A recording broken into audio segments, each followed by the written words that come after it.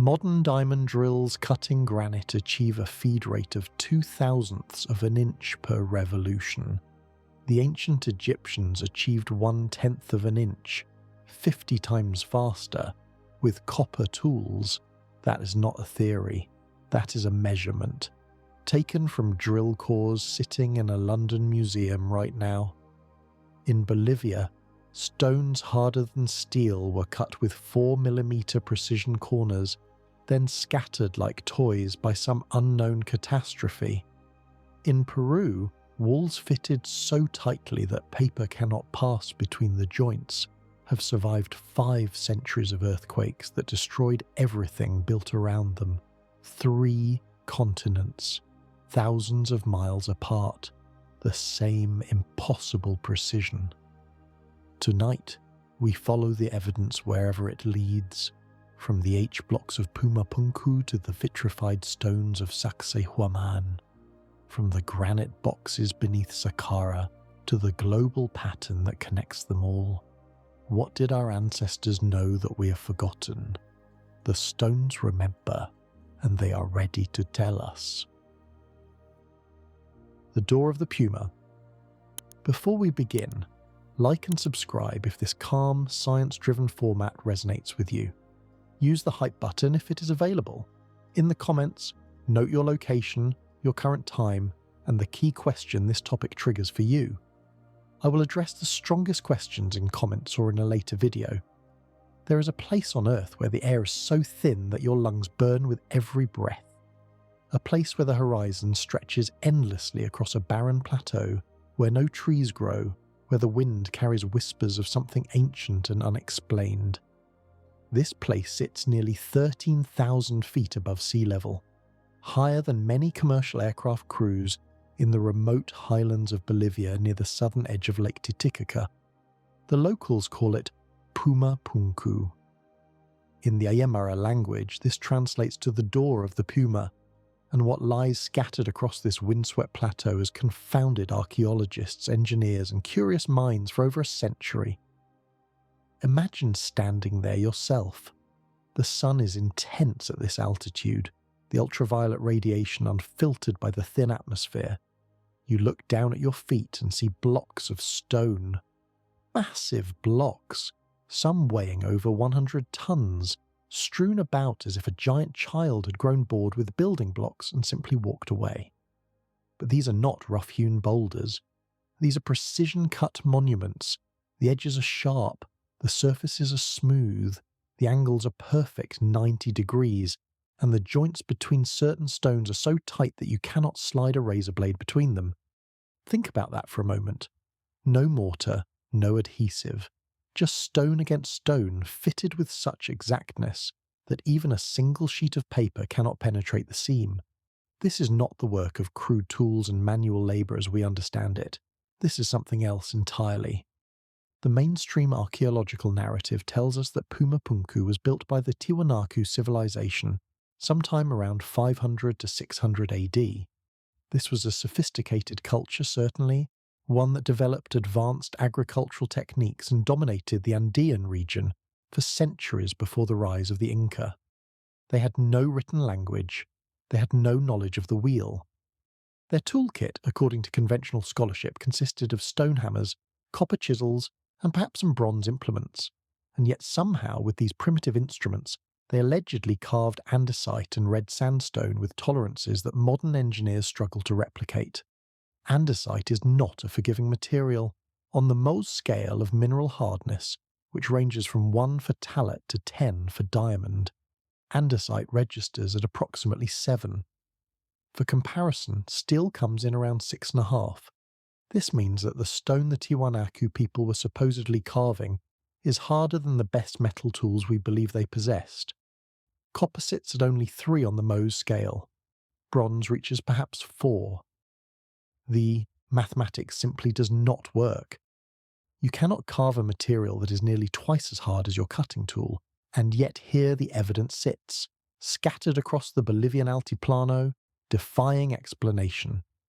Let us examine the stonework more closely. Among the most famous features of Puma Punku are the H-shaped blocks. These are not simple rectangular stones. They are complex three-dimensional puzzles, carved with recesses, grooves, and protrusions that interlock with neighbouring blocks in multiple directions. Each H block matches its counterparts with extreme precision. The notches align, the angles correspond, the surfaces meet flush. It is as if these stones were manufactured to a standardized template, produced in some ancient factory, with quality control measures that would satisfy modern industrial specifications. Consider what this implies. Standardization requires measurement. It requires planning. It requires the ability to reproduce identical results across multiple units. In modern manufacturing, we achieve this through computer-aided design, precision machining, and rigorous quality assurance protocols. The Tiwanaku people supposedly achieved it with rocks and sticks. The cognitive dissonance here is staggering. But the H blocks are only part of the mystery. Perhaps more troubling are the drill holes. Scattered throughout Puma Punku, you will find small circular perforations bored into the hardest stone with mechanical uniformity. These holes are typically 6 millimeters in diameter, spaced at identical intervals along carved grooves. The walls of these holes are smooth, the depths are consistent. There are no wandering marks, no evidence of a hand-guided tool slipping or deviating from its path. These holes appear to have been made by something rotating at high speed with unwavering stability. In one particularly famous stone, a perfect groove runs along a carved surface with a series of these 6 millimeter holes drilled at precise intervals along its length. Engineers who have examined this stone note that recreating such work today would require diamond-tipped drill bits and power tools. The idea that it was accomplished with a bow drill and copper tubing strains credulity beyond its breaking point. And then there is the question of transportation. The largest stones at Puma Punku weigh over 130 tons. The red sandstone blocks were quarried from a site approximately 10 kilometers away, near the shores of Lake Titicaca. The andesite blocks came from even farther, from quarries on the Copacabana Peninsula some 90 kilometers distant across the lake. Moving a 130-ton stone 10 kilometers is not a trivial undertaking. Moving it up a steep incline to an elevation of nearly 13,000 feet is something else entirely. Remember, there are no trees at this altitude. The natural tree line falls well below Puma Punku, which means the builders could not have used wooden rollers. The traditional explanation for how ancient peoples moved massive stones involves logs placed beneath the blocks, allowing them to be rolled forward with relative ease. But that explanation fails completely in this environment. No trees means no logs. No logs means no rollers. And without rollers, how do you move something that weighs as much as a modern locomotive? The Inca, who came later and incorporated Puma Punku into their own mythology, denied building it. When the Spanish conquistadors arrived and asked about the origins of these ruins, the indigenous people told them that the structures had been built by the gods themselves, in a single night, long before human memory. The stones, they said, were moved through the air by the sound of a trumpet. Take that as you will. Dismiss it as primitive superstition if you prefer. But consider that legends often preserve fragments of truth wrapped in metaphor. What technology might have seemed like magic to later observers? What process might have looked like stones floating through the air to people who had no framework for understanding it? The destruction of Puma Punku itself presents another puzzle. The site today is a ruin of scattered blocks, broken monuments, and displaced megaliths. Something catastrophic happened here. The stones are not merely weathered by time. They appear to have been violently disrupted, tossed about by forces powerful enough to move objects weighing dozens of tons. Some researchers point to earthquakes. Others suggest flooding from Lake Titicaca. A few propose more exotic explanations involving ancient conflicts or deliberate demolition by unknown parties. Whatever destroyed Puma Punku did so with enough force to make it nearly impossible to reconstruct the original layout. Unlike the nearby ruins of Tiwanaku proper, where walls still stand and structures retain their basic form, Puma Punku is chaos frozen in stone. It is as if someone took a completed jigsaw puzzle and hurled it against a wall. The pieces remain, but the picture they once formed is lost. Modern researchers have attempted to digitally reconstruct what Puma Punku might have looked like in its prime. Using three-dimensional scanning technology and computer modelling, teams have tried to fit the scattered blocks back together into coherent structures. The results suggest a terraced platform mound with multiple levels, elaborate gateways, and precisely aligned astronomical features. But these reconstructions are speculative. We simply do not know what stood here before the cataclysm that reduced it to rubble. What we do know is that the precision remains. Even in their broken and scattered state, the stones of Puma Punku testify to capabilities we cannot explain. The drill holes are still there, perfectly cylindrical after 1,500 years or more. The H-blocks still interlock with their neighbours as if they were machined yesterday. The surfaces remain smooth, the angles remain true, and the mystery remains unsolved. Some have proposed that the stones were not carved at all but cast. This is the geopolymer hypothesis, which suggests that ancient builders created a kind of concrete fromite crucite rock mixed with chemical binders. They would have poured this mixture into moulds, allowed it to harden, and produced blocks that appear to be natural stone but are actually synthetic. Proponents of this theory point to the perfect fits between blocks, arguing that casting would explain how stones could be made to match so precisely. If you pour wet concrete against an already hardened block, the new material will conform exactly to its neighbour as it sets. There is some scientific support for this idea. A peer-reviewed study published in the journal Materials Letters analysed samples from Puma Punku and found evidence consistent with a geopolymer matrix binding natural sandstone grains together. The researchers identified chemical signatures suggesting that alkaline salts from a nearby salt flat may have been used as a binding agent. If true, this would represent an ancient technology we have only recently rediscovered. But the geopolymer theory does not explain everything. It does not account for the andesite blocks, which show no evidence of having been cast. It does not explain the drill holes, which would be unnecessary if the stones were simply moulded into shape, and it does not address the transportation problem, because even cast stones would need to be moved from their production site to their final location. Perhaps the truth involves multiple techniques. Perhaps the Tiwanaku used casting for some elements and carving for others. Perhaps they possessed knowledge that combined chemistry and engineering in ways we have not yet imagined. Or perhaps they inherited their skills from somewhere else, from a predecessor civilization whose memory has been erased by time and catastrophe. The conventional archaeological timeline places the construction of Puma Punku around 1,500 years ago. But some researchers question this dating. They point to evidence suggesting the site could be far older, potentially dating back to the end of the last ice age some 12,000 years ago. If true, this would place Puma Punku among the oldest monumental structures on Earth, contemporary with, or even predating Göbekli Tepe in Turkey. The implications of such a revised chronology are profound. It would mean that advanced stoneworking techniques existed thousands of years earlier than currently believed. It would suggest that a sophisticated civilization flourished and then vanished, leaving only scattered ruins as evidence of its existence. And it would force us to rewrite the entire story of human technological development. For now, Puma Punku keeps its secrets. The stones remain silent. The drill holes offer no testimony. The H-blocks interlock in patterns whose meaning we can only guess at. But if you listen carefully, if you stand on that windswept plateau and let the thin air carry your thoughts beyond the boundaries of conventional wisdom, you might hear something. Not answers, perhaps, but questions. Questions that echo across millennia, asking us to consider possibilities we have been taught to dismiss. And those questions do not end at the borders of Bolivia.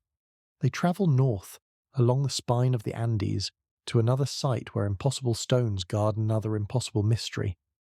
A fortress overlooking an ancient capital, where walls weighing hundreds of tons have stood for centuries without mortar, without explanation, and without any tool marks that could tell us how they came to be. The satisfied falcon. The fortress emerges from the hillside like the spine of some colossal buried creature. Its walls rise in 3 massive terraces, zigzagging across the landscape in a pattern that seems almost defensive, almost ceremonial, almost beyond human comprehension. This is Sacsayhuamán, perched on a steep hill overlooking the ancient Inca capital of Cusco, and it represents perhaps the most stunning example of megalithic construction in all of the Americas. The name itself carries mystery. Some translate Sacsayhuamán as the satisfied falcon, a reference to the bird that once guarded the skies above this sacred site. Others interpret it as speckled head or city of stone. The Quechua language allows for multiple meanings, and perhaps all of them apply. What cannot be disputed is what your eyes tell you when you stand before these walls. Something extraordinary happened here. Something that challenges everything we think we know about the capabilities of ancient peoples. The numbers alone are staggering. The 3 parallel walls stretch for approximately 400 meters, rising in stepped terraces that reach heights of nearly 20 meters in places. The stones that comprise these walls are not uniform blocks quarried to standard dimensions. They are enormous, irregularly shaped boulders, some weighing over 200 tons, fitted together with such precision that the joints between them remain invisible to anything thicker than a human hair.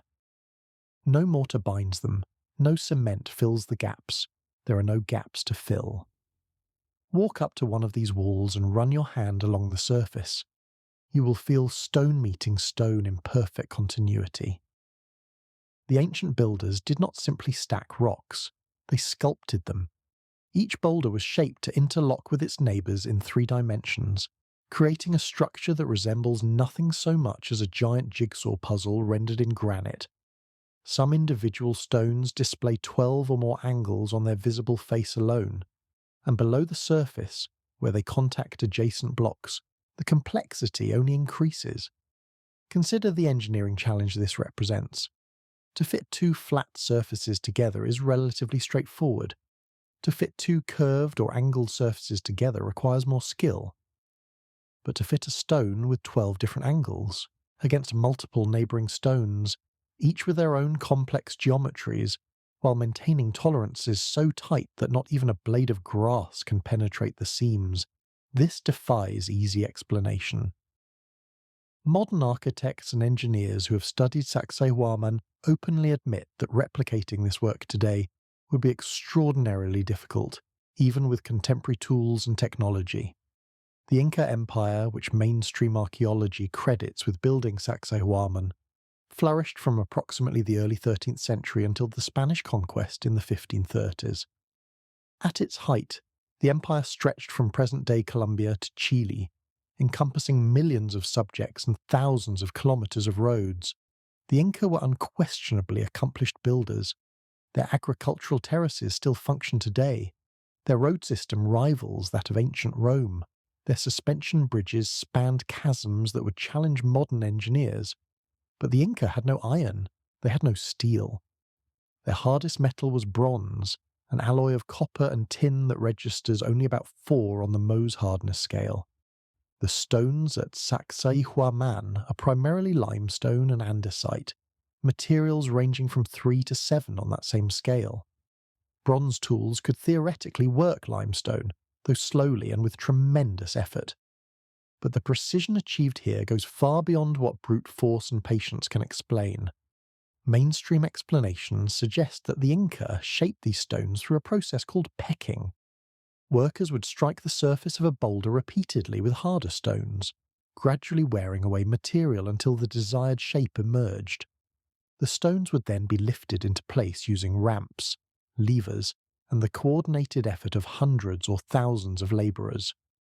To achieve the precise fit between blocks, workers would have placed stones adjacent to each other and ground them together with sand and smaller rocks as abrasives, slowly wearing away the contact surfaces until they matched perfectly. This explanation is plausible in principle. It is even supported by Spanish chronicles from the Conquest era, which describe seeing large work crews engaged in construction projects. But plausibility is not the same as proof, and several aspects of Sacsayhuamán resist this conventional narrative. First, consider the time required. Grinding two irregular stone surfaces together until they match perfectly would take an enormous amount of labour. Multiply this by the thousands of joints at Sacsayhuamán. Add in the time needed to quarry, transport and lift stones weighing up to 200 tons, and you arrive at a construction timeline that strains credibility. Some estimates suggest the fortress took 60 years to build with a workforce of 20,000 men. Others argue that even this massive mobilization of labour could not account for the precision achieved. Second, consider the absence of tool marks. When you shape stone by pecking or grinding, you leave evidence of your work. The surface retains traces of the impacts and abrasions that formed it, but many of the stones at Sacsayhuamán display surfaces that are remarkably smooth, almost polished, with no visible indication of how they were worked. It is as if the material was shaped by some process that left no signature, or by tools so refined that their marks are invisible to the naked eye. Third, consider the vitrification. This is where the mystery deepens considerably. Vitrification is the process by which a material is transformed into glass through the application of extreme heat. When stone is heated to temperatures exceeding 1100 degrees Celsius, its surface can melt and then resolidify into a glassy, polished finish. Researchers examining certain stones at Sacsayhuamán have noted surfaces that appear vitrified, suggesting they were exposed to temperatures far beyond what any conventional construction technique would produce. How would the Inca have generated such heat? They had no furnaces capable of reaching 1100 degrees. They had no fuel sources that could sustain such temperatures across the large surface areas involved. And yet the evidence of vitrification remains, a silent testimony to processes we cannot explain. Some researchers have proposed alternative theories. One suggests that the ancient builders possessed knowledge of a plant whose juices could soften stone, allowing it to be moulded like clay and then hardened into its final form. This idea is not as far-fetched as it might initially sound. There are accounts from early colonial chroniclers describing indigenous knowledge of substances that could dissolve rock. A British explorer named Percy Fawcett, who disappeared in the Amazon in 1925, reported hearing stories of a plant used by local peoples to soften stone for construction purposes. Even more intriguing, there are birds in the Andes that appear to accomplish something similar. Certain species excavate nesting cavities in solid rock faces, and local tradition holds that they do so by applying a mixture of plant material and saliva that softens the stone. Georgios Tsoukalos, the host of Ancient Aliens, has highlighted this phenomenon, asking whether ancient humans might have observed these birds and adapted their technique for architectural purposes. If such a stone softening substance existed, it would explain many of the mysteries at Sacsayhuamán. Blocks could be shaped with minimal effort while in a malleable state.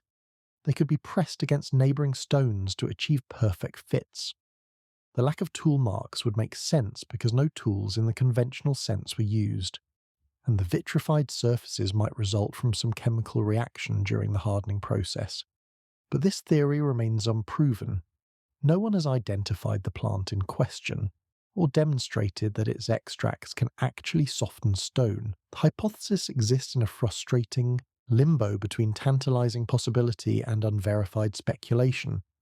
Another theory proposes that Sacsayhuamán was not built by the Inca at all, but by a much older civilization whose works the Inca merely inherited and maintained. Proponents of this view point to evidence suggesting that the site was occupied long before the Inca Empire arose.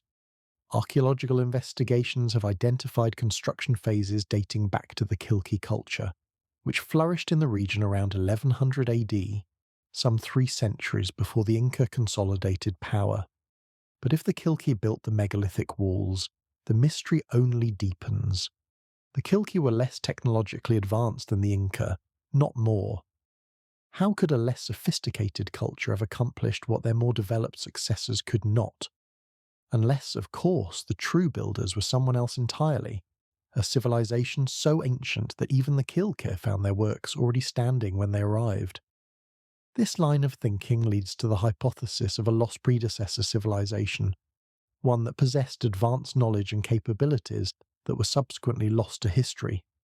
Graham Hancock and other alternative researchers have popularized this idea, suggesting that a global catastrophe at the end of the last ice age, approximately 12,000 years ago, destroyed an advanced culture and scattered its survivors across the world.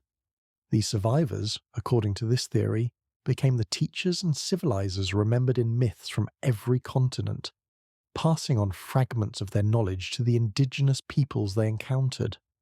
The Inca themselves may have preserved a memory of these ancient builders. Their origin myths describe a creator god named Viracocha who emerged from Lake Titicaca and travelled across the land, teaching the arts of civilization before departing across the Pacific Ocean.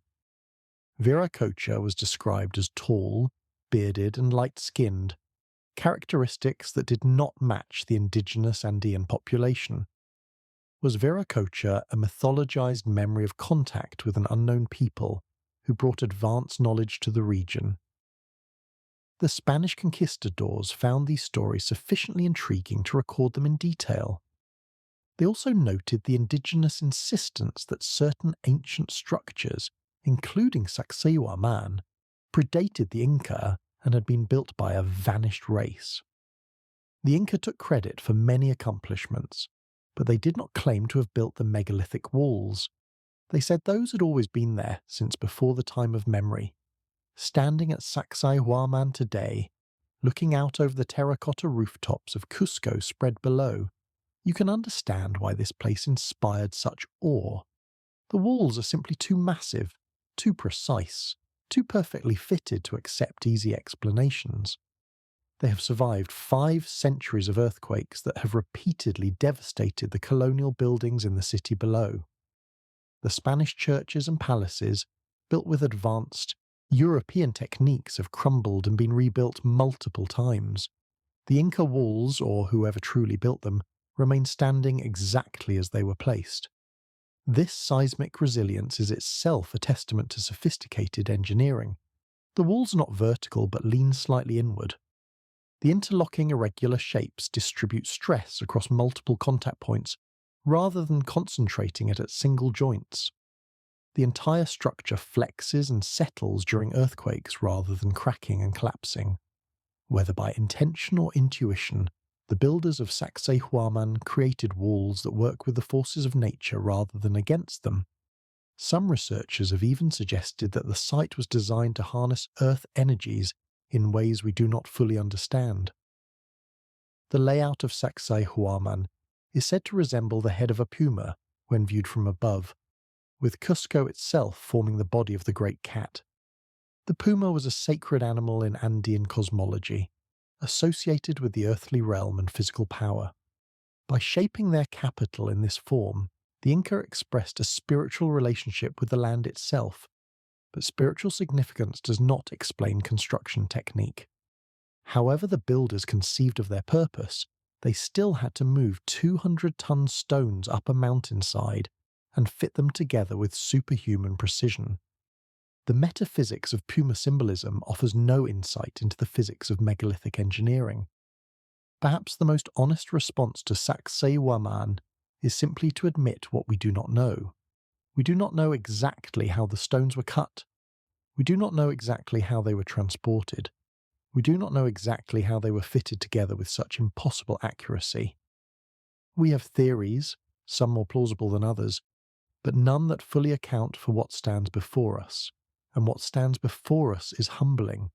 It reminds us that our ancestors were capable of feats we struggle to comprehend, let alone replicate. It suggests that knowledge can be lost as well as gained, that civilizations can decline as well as advance, that the arrow of progress does not always point forward. The satisfied falcon guards mysteries that may never be fully solved. But the questions it raises travel far beyond the Andes. They cross oceans and continents to other ancient sites where similar impossibilities await explanation. Sites where granite was drilled with precision that defies primitive tools. Sites where massive stones were hollowed out to tolerances measured in thousandths of an inch. Sites where the evidence of lost technology is carved into the hardest materials on Earth. E-Core 7. In a small museum at University College London, housed in a modest display case that most visitors walk past without a second glance, sits an object that should be impossible. It is a cylinder of rose granite, roughly the size of a drinking glass, with a hollow centre and spiral grooves running along its outer surface. This unassuming artifact is known among researchers as Core 7, and it represents one of the most profound challenges to our understanding of ancient Egyptian technology. Core 7 is a drill core. When you drill a hole using a tubular bit, the centre of the material being drilled remains intact, forming a cylindrical plug that can be removed once the hole is complete. This is basic engineering, something any modern machinist understands. What makes Core 7 extraordinary is not what it is, but how it was made. Sir William Flinders Petrie, one of the founding fathers of modern Egyptology, discovered this core and others like it during his excavations in Egypt during the 1880s. Petrie was a meticulous observer with an engineer's eye for detail, and what he saw on these cores troubled him deeply. The spiral grooves were not random scratches. They were uniform, consistent, and they told a story that contradicted everything Petrie thought he knew about ancient Egyptian capabilities. By measuring the spacing between the grooves, Petrie calculated the feed rate of the drill that had created them. Feed rate refers to how quickly a drill advances into the material being cut with each rotation. Modern industrial drills operating on granite typically achieve feed rates of approximately 0.002 of an inch per revolution. The ancient Egyptian drill that created Core 7, according to Petrie's measurements, achieved a feed rate of 1/10 of an inch per revolution. This is 50 times faster than modern diamond-tipped drills, operating at 900 revolutions per minute. Let that sink in for a moment. An ancient civilization supposedly equipped with copper tools and sand abrasives was drilling granite 50 times more efficiently than we can with modern machinery. Either our understanding of ancient Egyptian technology is fundamentally wrong, or the laws of physics worked differently 4,000 years ago. Neither option is comfortable. Christopher Dunn is a manufacturing engineer with over 50 years of experience in aerospace precision machining. He has spent decades examining Egyptian artifacts through the lens of modern engineering, and his conclusions are deeply unsettling to mainstream Egyptology. Dunn has personally handled Core 7 and other drill cores in the Petrie Museum, and he confirms that the characteristics Petrie observed are genuine.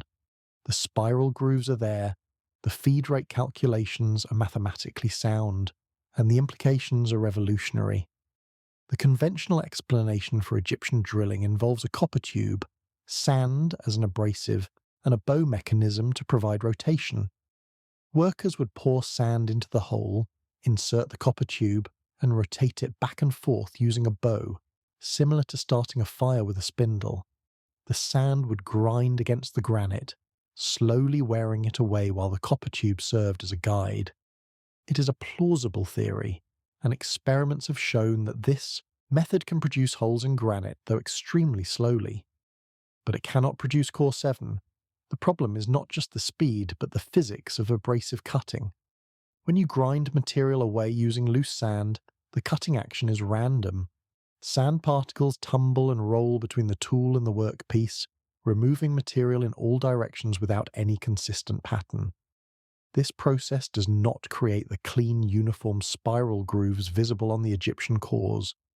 Those grooves indicate that something was cutting continuously, following a helical path through the granite, removing material in a controlled and predictable manner. Some researchers have proposed that the Egyptians used fixed point cutting, where abrasive particles are embedded in or attached to the drill bit rather than floating freely. This is how modern diamond drill bits work. Tiny industrial diamonds are bonded to the metal surface of the bit, and as the bit rotates, these fixed cutting points carve through the material with precision.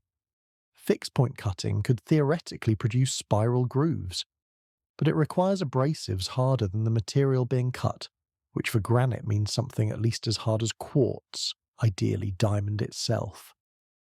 Did the ancient Egyptians have access to industrial diamonds? The conventional answer is no.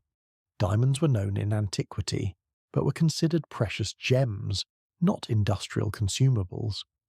The idea that Egyptians would have used them for mundane drilling tasks, wearing them down and discarding them by the thousands, seems economically and culturally implausible. And yet the evidence on the cause suggests that some form of fixed-point cutting was employed. There is another possibility, one that ventures into more exotic territory. Dunn has proposed that the ancient Egyptians may have used ultrasonic drilling. Ultrasonic machining involves vibrating a tool at frequencies between 19,000 and 25,000 cycles per second, far beyond the range of human hearing. These high-frequency vibrations cause an abrasive slurry to chip away at the workpiece in a controlled manner, and the technique is particularly effective on hard, brittle materials like granite. Interestingly, granite contains quartz crystals, and quartz has a peculiar property called piezoelectricity. When mechanical pressure is applied to quartz, it generates an electrical charge. Conversely, when an electrical charge is applied to quartz, it vibrates at a specific frequency. This property is why quartz crystals are used in modern clocks and electronic devices. Dunn suggests that if the Egyptians understood piezoelectricity, they could have developed ultrasonic tools that would cut granite with unusual efficiency while leaving the distinctive marks visible on their drill cores. This hypothesis is speculative, and mainstream Egyptologists dismiss it as fantasy. But mainstream Egyptology has yet to produce a satisfactory explanation for Core 7. The artifact sits in its display case, quietly defying the official narrative, waiting for someone to solve its riddle. The drill cores are not the only evidence of advanced machining in ancient Egypt. At Saqqara, beneath the desert sands, lies one of the most enigmatic sites in all of archaeology. The Serapeum is an underground complex of tunnels carved from solid limestone bedrock, extending for hundreds of meters beneath the surface. Within these tunnels, arranged in niches along the walls, sit 24 massive granite boxes. These are not sarcophagi in the conventional sense, though they are often described that way. They are precision-engineered containers, carved from single blocks of Aswan granite, and finished to tolerances that strain belief. The boxes measure approximately 4 meters long, 2.3 meters wide, and 3.3 meters tall. Each one weighs between 70 and 100 tons. The lids alone weigh 30 tons and were cut from the same blocks as the boxes themselves. When engineer Christopher Dunn examined these boxes with precision measuring instruments, he found that the interior surfaces were flat to within 2/10,000ths of an inch. The corners were square to within a few arc seconds. The parallelism between opposite faces was maintained across the entire interior surface. These are not rough-hewn containers. These are the products of advanced manufacturing executed to standards that would satisfy a modern aerospace machine shop. Think about what it takes to achieve such precision. You need measuring instruments capable of detecting deviations smaller than the width of a human hair. You need cutting tools that can remove material in controlled increments, without wandering or chattering. You need a stable work environment where vibrations and temperature changes do not affect your measurements. And you need the knowledge and skill to integrate all these elements into a coherent manufacturing process. The mainstream explanation holds that these boxes were created by workers using copper chisels and stone hammers, checking their progress with simple measuring tools like plumb bobs and string. According to this view, the precision was achieved through patient craftsmanship over many years, with workers gradually refining the surfaces until they met the required standards. It is a romantic notion, the idea of dedicated artisans lavishing decades of effort on each piece. But it does not account for the physical evidence. Copper chisels cannot cut granite. Granite is composed primarily of feldspar and quartz, both harder than copper. Strike a copper chisel against granite and the chisel deforms. The granite remains unchanged. This is not theoretical speculation. It is basic material science, as demonstrable today as it was 4,000 years ago. To shape granite, you need tools at least as hard as the material being cut. The ancient Egyptians officially had no such tools, yet there the boxes sit in the darkness beneath Saqqara, their surfaces smooth and their angles true. French archaeologist Auguste Mariette discovered the Serapeum in 1850 and had to use explosives to open some of the boxes because he could find no other way to lift the 30-ton lids. When he finally peered inside, he found them empty. No mummified bulls, despite the official theory that the Serapeum was a burial place for sacred Apis cattle. No grave goods, no inscriptions, nothing to indicate what purpose these meticulously crafted containers originally served. Some of the boxes do bear hieroglyphic inscriptions on their exteriors, but these inscriptions are crudely scratched into the polished surfaces, clearly added long after the boxes were made. The contrast is jarring. Whoever created the boxes possessed the technology to achieve optical flatness on granite. Whoever added the inscriptions could barely scratch recognizable symbols. It is as if two completely different civilizations, separated by vast gulfs of capability, interacted with the same objects at different points in time. This observation has led some researchers to propose that the boxes are far older than the Serapeum itself. Perhaps they were created by an earlier civilization and later repurposed by the dynastic Egyptians, who discovered them already in place and incorporated them into their own religious practices. The hieroglyphics would then represent the newer culture trying to claim ownership of artifacts they did not create and could not replicate. Similar patterns appear throughout Egypt. At Giza, the valley temple adjacent to the Sphinx contains granite blocks fitted together with the same impossible precision seen at Sacsayhuamán in Peru. At Abu Sir, drill holes penetrate basalt with spiral grooves identical to those on Course 7. At Abu Ghraib, alabaster basins display curves and hollows that would challenge modern sculptors. Everywhere you look, if you look with the eyes of an engineer rather than a historian, you find evidence of capabilities that should not exist. The Great Pyramid itself presents perhaps the greatest engineering mystery of all. Leave aside the questions of how it was built, how 2.3 million blocks averaging 2.5 tons each were quarried, transported and stacked to a height of nearly 150 meters. Focus instead on the precision of the finished product. The base of the Great Pyramid covers over 13 acres, and the maximum deviation from a perfect level across this entire area is less than 2 centimeters. The sides are aligned true north with an accuracy of 3 arc minutes, better than most modern structures achieve. The dimensions encode mathematical constants, including an approximation of pi accurate to 4 decimal places. The internal passages maintain precise angles through hundreds of feet of solid stone, with deviations measured in fractions of a degree. Flinders Petrie documented these measurements over a century ago, and subsequent surveys have only confirmed their accuracy. The builders of the Great Pyramid possessed knowledge of geometry, astronomy, and metrology that rivals or exceeds our own. They implemented this knowledge in the hardest materials available, on a scale that remains unmatched anywhere on Earth. And according to mainstream archaeology, they did it with copper tools and brute force. Something does not add up. The evidence points in directions that conventional scholarship refuses to look.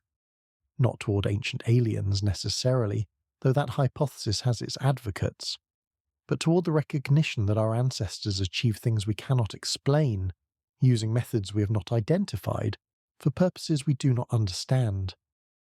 The granite drill cores in the Petrie Museum are small objects, easily overlooked, but they carry a message from the distant past, a message that challenges our comfortable assumptions about the progress of technology and the hierarchy of civilizations. They whisper that the ancient Egyptians knew things we have forgotten, possessed capabilities we have lost, and left behind artifacts that should be impossible. And if the Egyptians achieved the impossible, we must ask whether they were alone. whether similar knowledge existed elsewhere in the ancient world, whether the precision stonework of Egypt connects somehow to the precision stonework of Peru, whether scattered around the globe, hidden in ruins and buried under sand, lies evidence of a technological heritage that predates recorded history. The answer may lie in the details, in the drill holes and the grooves, in the surfaces polished to optical flatness, in the angles maintained across tons of the hardest stone, in the patterns that repeat from continent to continent, as if following some universal template of advanced engineering. These patterns demand explanation, and they will not accept easy answers. Ye the andesite enigma, return with me now to the Bolivian Altiplano, to that windswept plateau where the door of the Puma guards its secrets. We spoke earlier of the site's impossible precision, its mysterious drill holes, and the logistics of transporting 100-ton blocks across a treeless landscape. But we have not yet confronted the deepest riddle of Puma Punku. We have not yet grappled with the andesite. Andesite is a volcanic rock, formed when lava cools at intermediate rates, producing a dense, fine-grained stone of exceptional hardness. On the Mohs scale, andesite registers between 6 and 7, placing it among the hardest construction materials used anywhere in the ancient world. For comparison, ordinary steel rates about 6.5.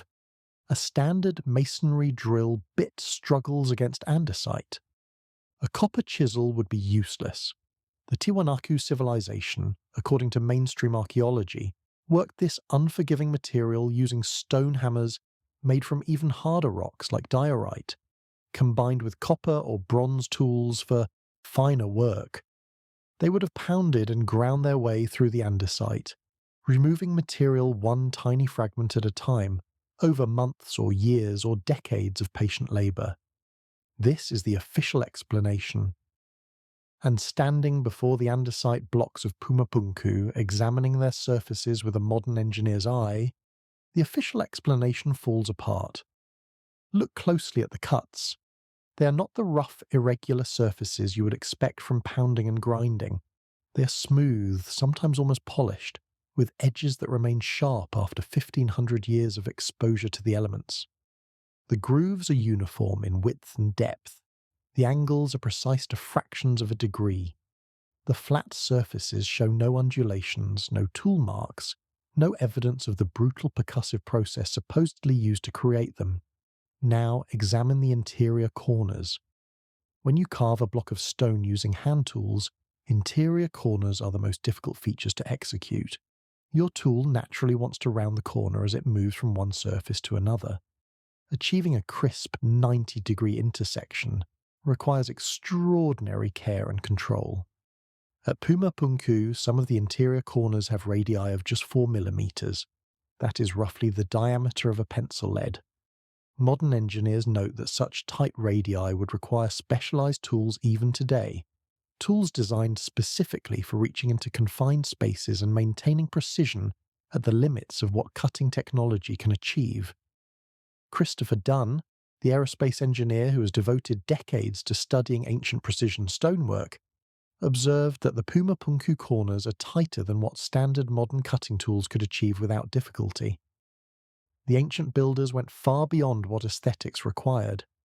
A radius of 50 or 60 millimeters would have looked perfectly acceptable to the human eye. But they chose 4 millimeters. They chose precision for its own sake, or perhaps for some purpose we do not understand. The H-blocks deserve closer attention here. Each of these distinctive stones features a complex three-dimensional geometry with multiple recesses, protrusions, and channels designed to interlock with neighbouring blocks. The consistency between H-blocks is remarkable. They were clearly manufactured to a standardized template, with dimensions and angles that repeat from one block to the next with minimal variation. Standardization implies measurement. It implies quality control.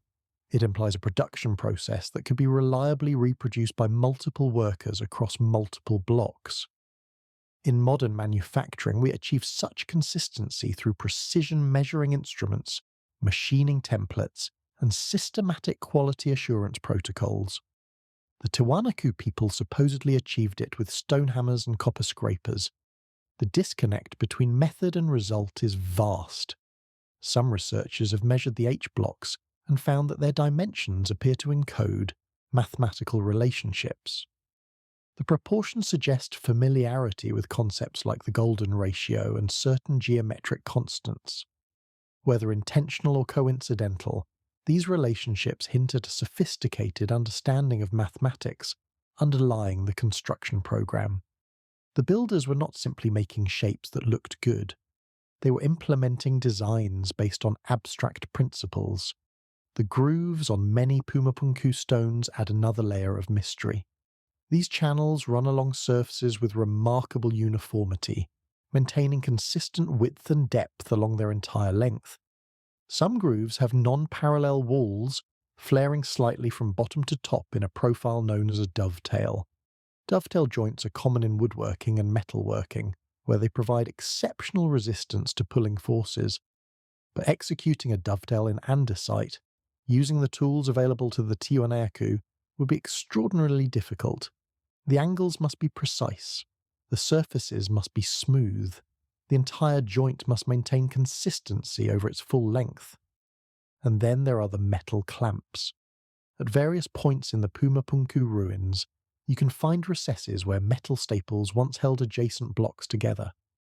These staples were poured in place as molten metal, filling channels cut into the stone surfaces of both blocks and then solidifying to create a permanent bond. The technique is sophisticated, requiring knowledge of metallurgy, mold making, and the thermal properties of different materials. What makes this observation particularly intriguing is that identical clamp recesses appear at ancient sites thousands of miles away. The same technique was used at Delphi in Greece. The same technique appears in ancient Japanese construction. The same technique is found at sites across the Middle East. Either multiple civilizations independently invented the exact same method for joining megalithic stones, or they shared a common source of knowledge. The distribution of this technology raises profound questions about ancient cultural connections. Mainstream archaeology generally treats ancient civilizations as independent developments, each arising from local conditions and evolving through local innovations. The idea that distant cultures might have shared engineering knowledge implies contact and communication across vast distances, something the conventional narrative considers impossible for the time periods involved. But what if the knowledge predates the cultures we assign it to? What if the Tiwanaku, like the Greeks and the Japanese and the peoples of the ancient Middle East, all inherited their stoneworking techniques from a common predecessor? A civilization so ancient that it left no direct records, only scattered remnants of its technology adopted and adapted by later peoples. This hypothesis brings us to the question of dating. Mainstream archaeology places the construction of Puma Punku around 500 to 600 AD, based primarily on radiocarbon dating of organic materials found at the site. But radiocarbon dating tells us when organic matter died, not when stones were cut. If a later culture occupied a site built by an earlier one, the radiocarbon dates would reflect the later occupation, not the original construction. Some researchers have proposed that Puma Punku is far older than the conventional dates suggest. Arthur Posnanski, an Austrian engineer who studied the site extensively in the early 20th century, believed that astronomical alignments at Tiwanaku indicated a construction date around 15,000 BC. His methodology has been criticized, but his conclusion has not been definitively disproven. Other researchers have noted that Puma Punku shows evidence of water erosion consistent with exposure to heavy rainfall, something that has not occurred in this region during the current geological epoch.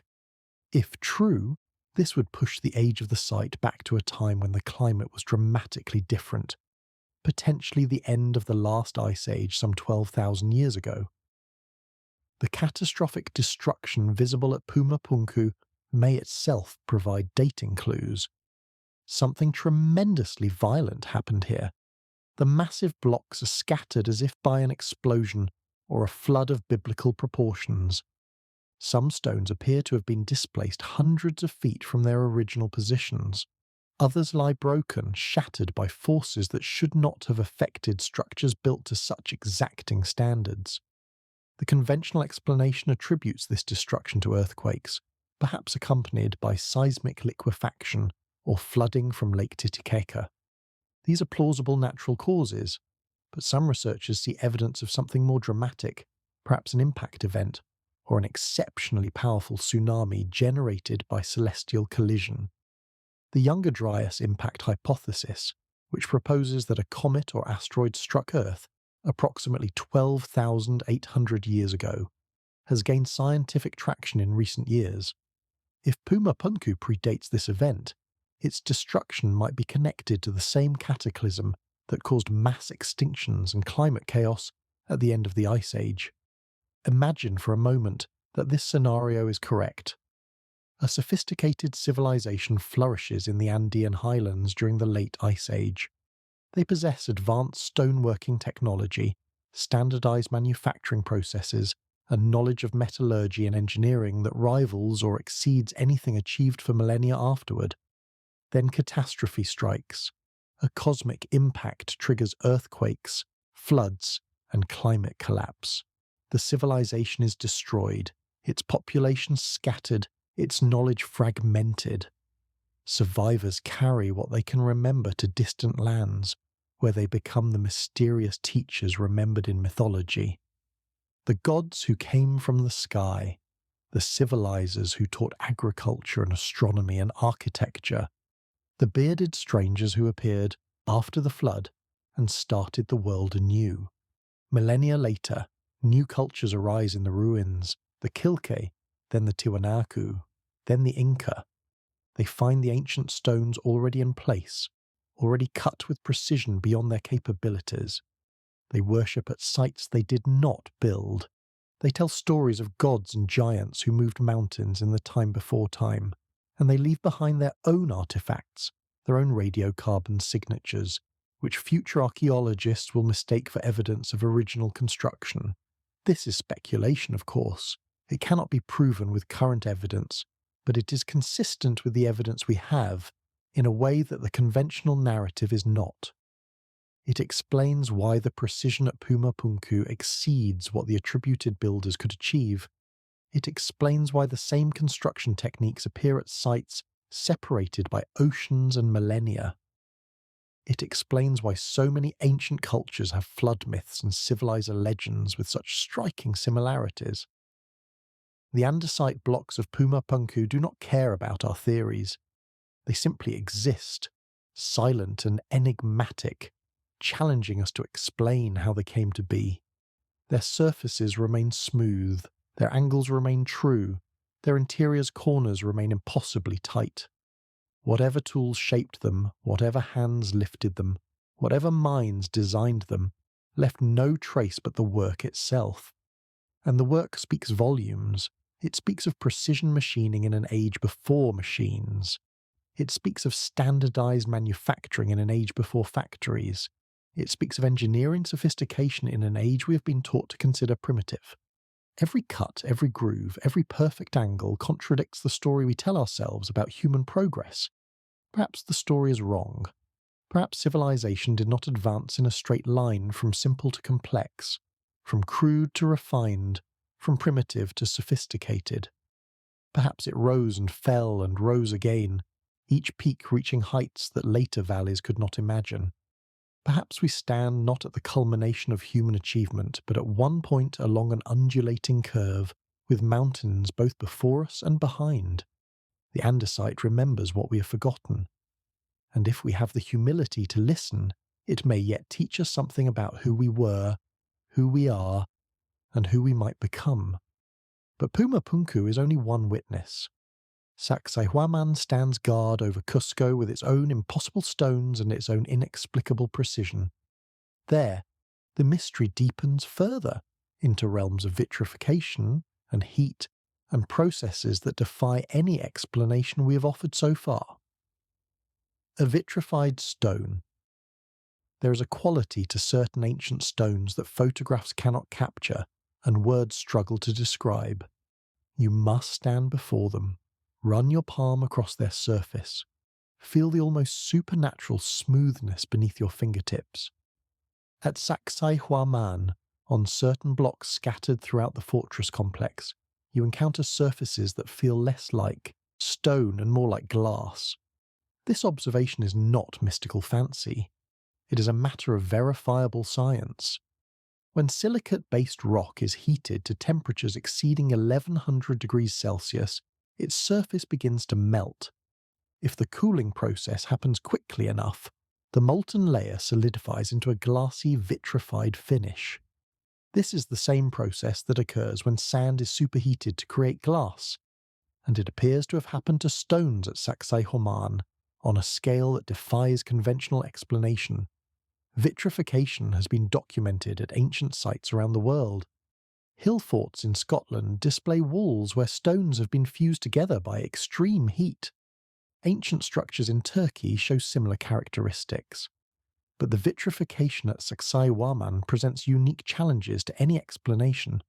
The scale is enormous, the surfaces are extensive, and the temperatures required would necessitate technologies or events far beyond what we attribute to ancient Andean cultures. Consider what it takes to reach 1100 degrees Celsius. Modern industrial furnaces achieve such temperatures using controlled combustion of fossil fuels or electrical heating elements. Ancient metallurgists could reach temperatures sufficient to smelt copper and bronze, roughly 1000 degrees, but only in small, highly insulated crucibles designed to concentrate heat. Applying 1100 degree temperatures uniformly across the surface of a multi-ton stone block is a different matter entirely. The heat source would need to be immense, the fuel requirements would be astronomical, and some mechanism would be needed to contain and direct the heat, rather than letting it dissipate into the atmosphere. Yet there the vitrified surfaces sit, gleaming slightly in the Andean sunlight, their glassy finish distinct from the rough, unworked stone nearby. How did they come to be? One possibility is natural lightning strikes. Lightning can reach temperatures of 30,000 degrees Celsius along its narrow channel, more than hot enough to vitrify stone. If lightning repeatedly struck the same locations at Sacsayhuamán, it might have created the observed effects. But lightning strikes leave characteristic patterns, typically small fulgurites or branching scars radiating from the strike point. The vitrified surfaces at Sacsayhuamán do not match this profile. They are too uniform, too extensive, and too clearly integrated into worked stone surfaces. Another possibility involves ancient warfare. Some researchers have speculated that a prehistoric conflict employed weapons capable of generating extreme heat, similar to modern incendiary devices or even directed energy weapons. This hypothesis ventures into science fiction territory, but it would explain both the vitrification and the catastrophic destruction evident at sites like Puma Punku.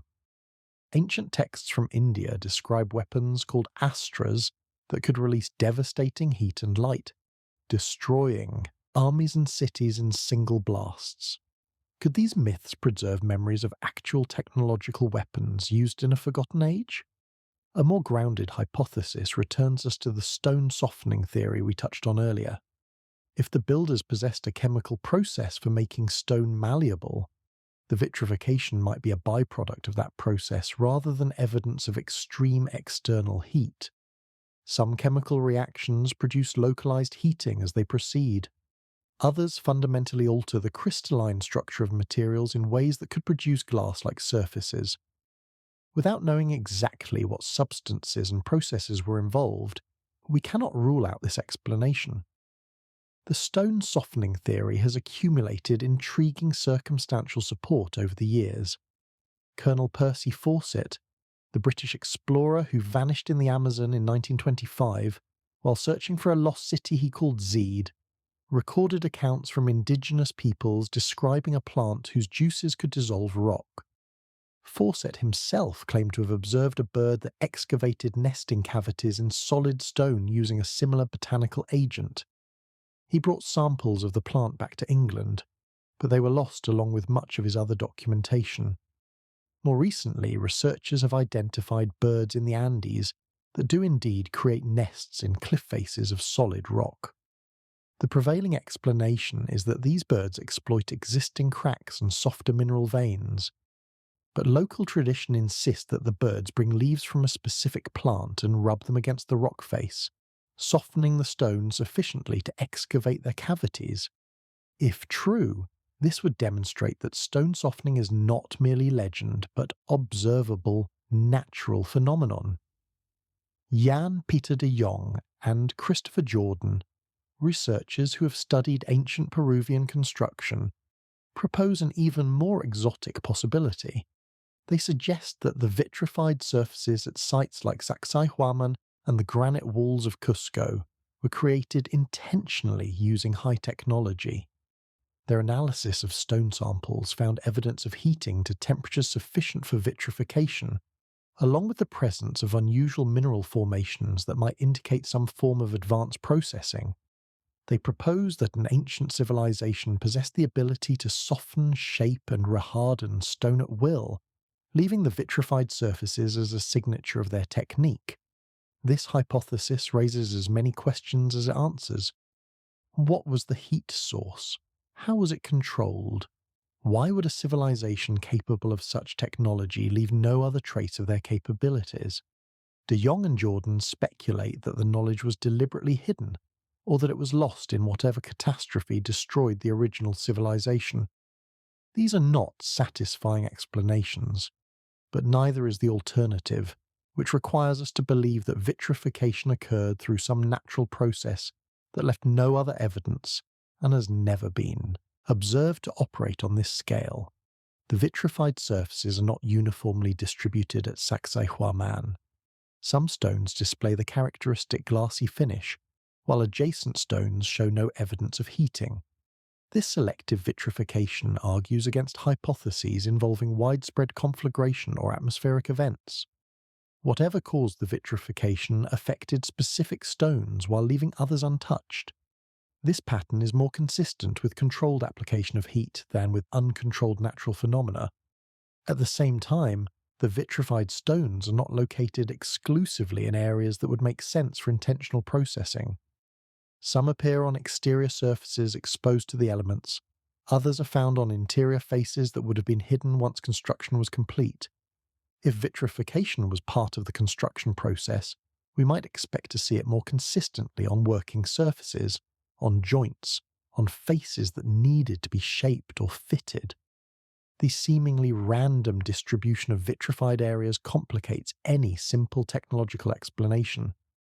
Perhaps vitrification occurred at multiple points in the site's history, from different causes. Perhaps some instances resulted from the original construction process, while others occurred later, from lightning, from fires, from unknown events during the millennia since the fortress was built. Untangling these possibilities would require extensive scientific analysis, sampling and dating of vitrified areas, detailed chemical characterization of the glassy material, comprehensive mapping of where vitrification appears and where it does not. Such analysis has not been performed at the scale required to draw firm conclusions. Sacsayhuamán is a protected archaeological site, and removing samples for laboratory study is restricted. Most researchers relied on visual observation and limited surface analysis. Until more rigorous investigation becomes possible, the vitrification at Sacsayhuamán will remain one more puzzle in a site already overflowing with mysteries. What we can say with confidence is that something unusual happened to these stones. The vitrified surfaces exist. They did not arise through normal weathering or conventional construction techniques. They testify to processes beyond what mainstream archaeology assigns to the Inca or their predecessors. Whether those processes were natural, technological, or something else entirely remains an open question. The broader phenomenon of vitrified stonework appears across multiple continents and cultural contexts. In Scotland, dozens of ancient hill forts display walls where stones have been fused together through intense heating. The timing and purpose of this vitrification remains debated. Some argue it was intentional, a way of strengthening walls against attack. Others suggest it resulted from enemy action, fires set to destroy the forts. Still others propose that the vitrification serves some ritual or ceremonial function we do not understand. At Hattusa, the ancient capital of the Hittite Empire in modern Turkey, vitrified stonework appears in conjunction with other evidence of advanced construction. The Hittites were known for their metallurgical skills, pioneering the widespread use of iron centuries before their neighbours. Could they also have possessed techniques for working stone that involved extreme heat? In ancient Egypt, certain granite surfaces display a polish so fine that it has been compared to optical glass. Creating such a finish through conventional grinding would require enormous effort and extremely fine abrasives. But if the surface were heated to the point of vitrification and then carefully controlled as it cooled, the result might be the mirror-like finish we observe. This would explain why some Egyptian artifacts show no tool marks at all, their surfaces impossibly smooth and free of any trace of the working process. The global distribution of vitrified stonework suggests either independent invention of similar techniques by multiple unconnected cultures, or transmission of knowledge across time and space. Independent invention is certainly possible. Fire is universal, and the effects of extreme heat on stone would have been observable to any people who built fires near rock formations. But the consistency of the phenomenon, the apparent intentionality in many cases, and the association with precision construction that itself defies easy explanation, all these factors hint at something more than coincidental parallel development. Graham Hancock and other researchers in the alternative history field propose that a mother civilization existed before the end of the last ice age, possessing advanced knowledge that was passed to various successor cultures around the world. In this framework, the vitrified stonework at Sacsayhuamán, in Scotland, at Hattusa, and in Egypt would all represent inherited techniques from a common source, degraded and adapted by later peoples who no longer fully understood the underlying principles. This hypothesis remains unproven, but it is not as outlandish as critics sometimes suggest. We know that knowledge can be lost. The Romans possessed concrete that has lasted 2,000 years, but the formula was forgotten for centuries after their empire fell. The Chinese invented gunpowder, printing, and the compass long before these technologies appeared in Europe. The Maya developed a calendar system of remarkable sophistication that was suppressed and nearly destroyed by Spanish colonizers. If civilizations we know about lost technologies and knowledge, why should we assume that no civilizations before our historical record achieve things we have forgotten entirely? The stones at Sacsayhuamán do not offer answers. They offer questions. Their vitrified surfaces reflect the Andean sun like fragments of frozen fire, beautiful and inexplicable. They challenge us to expand our understanding of what was possible in ages we have been taught to consider primitive. They whisper of heat and transformation, of processes beyond our knowledge, of secrets buried in the deep past, and they connect across thousands of miles to other mysteries in other lands, to drill cores in Egyptian museums that should not exist, to granite boxes beneath the sands of Saqqara, finished to tolerances that defy primitive tools, to patterns that repeat from continent to continent, as if following instructions from a source long since vanished from the earth. The evidence is scattered but consistent. Something existed before conventional history began, something capable of precision we struggle to match and heat we cannot explain, something that left its fingerprints on stone, waiting for us to notice, waiting for us to ask the questions that might lead us toward answers, and the questions are leading somewhere. They are leading toward a pattern, a global pattern of ancient precision that demands explanation. The unfinished obelisk, in the granite quarries of Aswan, in the scorching heat of southern Egypt where the Nile carves its path through ancient stone, lies an artifact that has haunted researchers for over a century. It is not a finished monument. It is not a temple or a tomb. It is a failure, an abandoned project, a work in progress frozen in time, and precisely because it was never completed, it reveals secrets that the finished works of ancient Egypt keep hidden. The unfinished obelisk would have been the largest single piece of work stone in the ancient world. Had it been successfully extracted and erected, it would have stood approximately 42 metres tall and weighed nearly 1,200 tons. To put this in perspective, the Statue of Liberty from base to torch stands only 46 metres. The largest stones at Stonehenge weigh perhaps 50 tons. This single piece of rose granite would have outmassed them by a factor of 24. The obelisk lies partially carved from the living bedrock, still attached along its base and one side. At some point during the extraction process, a crack appeared in the stone, rendering it useless for its intended purpose. The workers abandoned it where it lay, leaving behind a frozen snapshot of their methods and capabilities.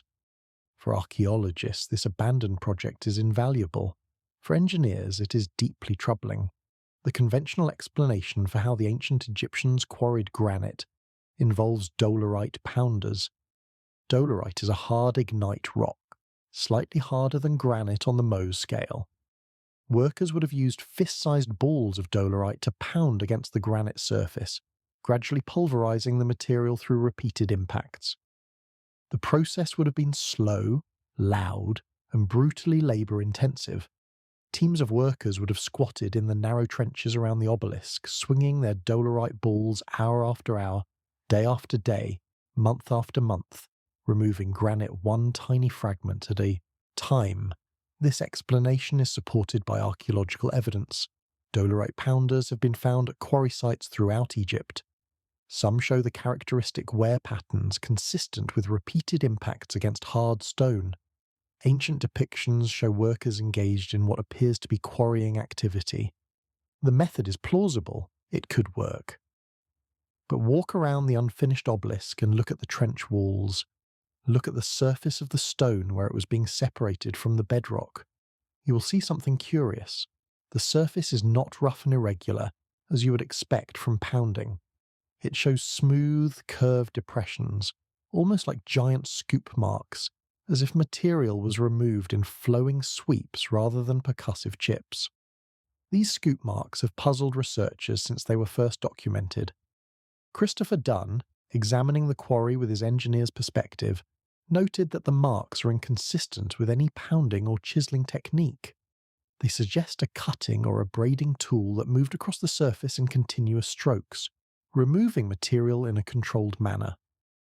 But what tool could cut rose granite in continuous strokes? What technology could create these smooth, curved depressions in one of the hardest stones on Earth? One possibility is that the Egyptians used some form of saw. Ancient texts and images occasionally reference saws used in construction, though typically for softer materials like limestone. A copper saw with sand abrasive could theoretically cut granite, though extremely slowly. But a saw produces straight cuts, not curved scoop marks. The geometry does not match. Another possibility involves thermal spalling. If you heat granite unevenly, the differential expansion can cause surface layers to flake off. By carefully controlling the application of heat, you could potentially remove material in curved patterns. But this would require sustained temperatures and precise control, and it would leave evidence of thermal stress in the remaining stone. Such evidence has not been documented at the unfinished obelisk. Dunn has proposed that the Egyptians may have used machinery we have not identified, perhaps powered by methods we do not understand.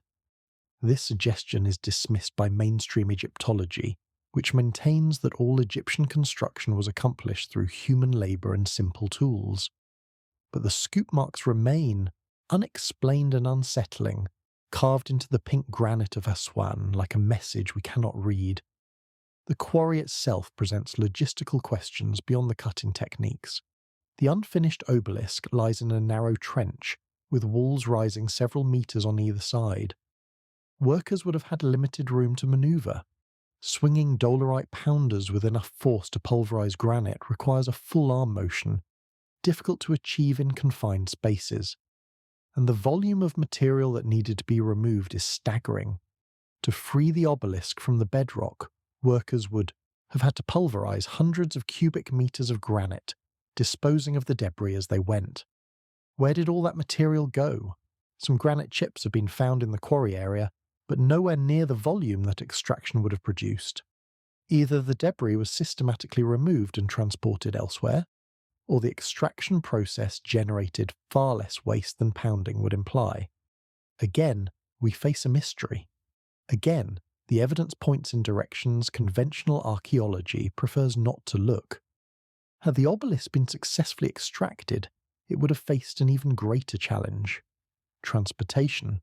1,200 tons of stone needed to travel from Aswan to its intended destination, presumably Karnak, some 200 kilometers to the north. The Nile provided a natural highway, but loading a 1,200-ton monolith onto a barge is not a trivial undertaking. Modern engineers have debated whether it would even be possible with ancient technology. Some have proposed that the obelisk would have been floated on multiple barges lashed together, using the natural buoyancy of water to support its immense weight. Others suggest it would have been dragged along the riverbank on sledges, with the Nile used only for shorter crossings.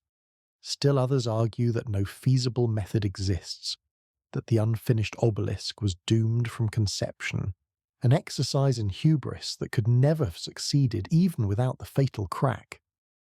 But the ancient Egyptians did successfully quarry, transport and erect obelisks weighing hundreds of tons. The Lateran obelisk, now standing in Rome, originally came from Karnak and weighs approximately 450 tons. Multiple obelisks exceeding 200 tons were moved from Aswan quarries to sites throughout Egypt. Whatever methods the Egyptians used, they worked. They worked on a scale that challenges modern engineering. Leave the quarries and travel north to Giza, to the plateau where the pyramids stand. Enter the Great Pyramid through the passage cut by Caliph al-Mamun's workers in the 9th century AD. Navigate the cramped ascending passage, duck through the grand gallery, and arrive at the king's chamber. There, in the heart of the pyramid, sits an object that connects directly to the mysteries we have been exploring. The king's chamber coffer is a rectangular box carved from a single block of rose granite, the same material as the unfinished obelisk. It is not particularly large by Egyptian standards, perhaps the size of a modern bathtub, but its precision is extraordinary. Petrie measured the coffer in the 1880s and found that its interior surfaces were flat to within 1/100th of an inch. The corners were square to tolerances that modern machinists would consider impressive. More striking than the flatness is the evidence of how the interior was hollowed out. Tool marks on the inside surfaces show the distinctive spiral grooves we encountered on Core 7. The coffer was drilled. Tube drills were used to bore overlapping holes into the solid granite, and then the cores and remaining material were removed to create the hollow interior. The drill marks that remain are identical in character to those on the cores in the Petrie Museum, displaying the same impossible feed rates, the same evidence of technology that should not exist. There is another anomaly. The coffer is slightly too large to fit through the passages leading to the king's chamber. This means it was placed in the chamber before the pyramid was completed, either lowered from above as construction progressed, or present before the chamber itself was sealed. The builders planned for the coffer from the beginning. It was integral to whatever purpose the chamber served. What was that purpose? Mainstream Egyptology identifies the coffer as a sarcophagus, intended to hold the mummified body of Pharaoh Khufu. But no mummy was ever found in it. No lid was ever found for it. No grave goods, no canopic jars, no inscriptions identifying the deceased. The coffer has been empty since Al-Mamun first broke into the chamber over 1,000 years ago, and there is no evidence it ever contained a burial. Some researchers propose that the coffer served an entirely different function. Dunn, in his book The Giza Power Plant, argues that the Great Pyramid was not a tomb but a machine, designed to generate and transmit energy through mechanisms we do not fully understand. In his model, the coffer was a resonating component, tuned to specific frequencies and filled with chemical reactants that produced hydrogen gas. The precision of the coffer's construction would have been essential to its function, ensuring proper resonance and structural integrity under operational conditions. This theory is highly speculative and rejected by mainstream academia, but it addresses aspects of the coffer that the tomb hypothesis cannot explain. Why the extreme precision? A dead body does not require surfaces flat to hundredths of an inch. Why the drilling technique? Hollowing out a sarcophagus could be accomplished far more easily through less demanding methods. Why the absence of any burial evidence? If the pyramid was a tomb, it is the only royal tomb in Egyptian history to show no trace of funerary activity. At the Serapeum in Saqqara, the questions multiply. We touched on the massive granite boxes earlier, those 70 to 100 ton containers carved to tolerances measured in 10,000ths of an inch. Return there now with fresh eyes, informed by what we have learned about Egyptian drilling and cutting techniques. The Serapeum boxes are made of rose granite and black basalt, both extremely hard materials. Their interiors are not rough-hewn, but precisely finished, with flat surfaces, square corners, and smooth walls. The lids weigh 30 tons each and are carved from the same blocks as the boxes, meaning the ancient craftsmen had to hollow out the interior, shape the exterior, and create a matching lid, all while maintaining tolerances that would challenge a modern machine shop. Mainstream Egyptology claims these boxes were sarcophagi for the sacred Apis bulls, living manifestations of the god Ptah. When an Apis bull died, it was mummified and interred in the Serapeum with great ceremony. This explanation fits the cultural context. The Egyptians did venerate the Apis bull. Mummified bull remains have been found in other parts of the Serapeum complex, but the massive granite boxes were found empty. When Auguste Mariette opened them in the 1850s, using explosives because he could find no other way to lift the 30-ton lids, he found nothing inside. Not bull mummies, not grave goods, not the accumulated dust of millennia. Nothing. The boxes had either never been used for their supposed purpose, or something removed their contents with thoroughness that left no trace. The precision of the boxes argues against the burial hypothesis, for reasons similar to those we considered for the King's Chamber coffer. Mummified bulls do not require surfaces flat to 10,000ths of an inch. Religious reverence does not necessitate tolerances that modern metrology struggles to verify. The Egyptians were capable of great devotion, but they were also practical. When they built sarcophagi for human mummies, they did not achieve anything close to this precision. Why would bull coffins exceed the standards applied to divine pharaohs? Perhaps the boxes were not coffins at all. Perhaps they served some other purpose in some other context, and the dynastic Egyptians simply reused them or repurposed them as burial containers. The hieroglyphic inscriptions scratched onto some boxes, crude and shallow compared to the polished surfaces beneath them, may represent later additions by people who found the boxes already in place and sought to claim them for their own religious practices. This interpretation places the original construction of the boxes in an earlier period, before the dynastic civilization we know. It connects to the broader hypothesis of a predecessor culture, one that possessed advanced manufacturing capabilities and then vanished, leaving its works to be inherited and repurposed by later peoples.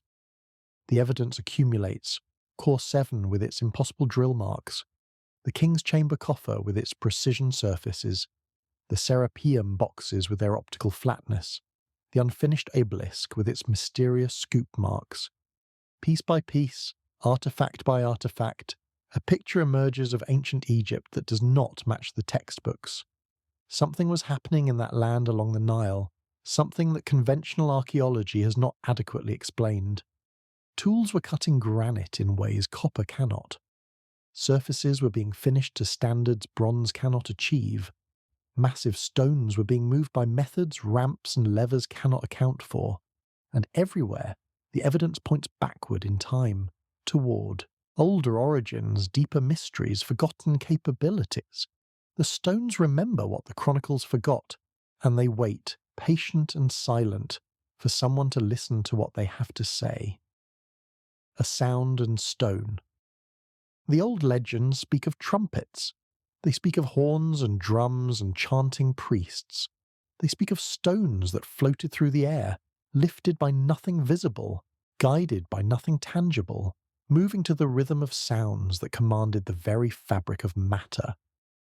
For centuries, rationalist scholars dismissed these stories as primitive superstition, the fantasies of people who did not understand physics. But in laboratories around the world, a quiet revolution is underway. Scientists are discovering that sound may be far more powerful than we ever imagined. Return one final time to the Bolivian Altiplano, to the scattered ruins of Puma Punku.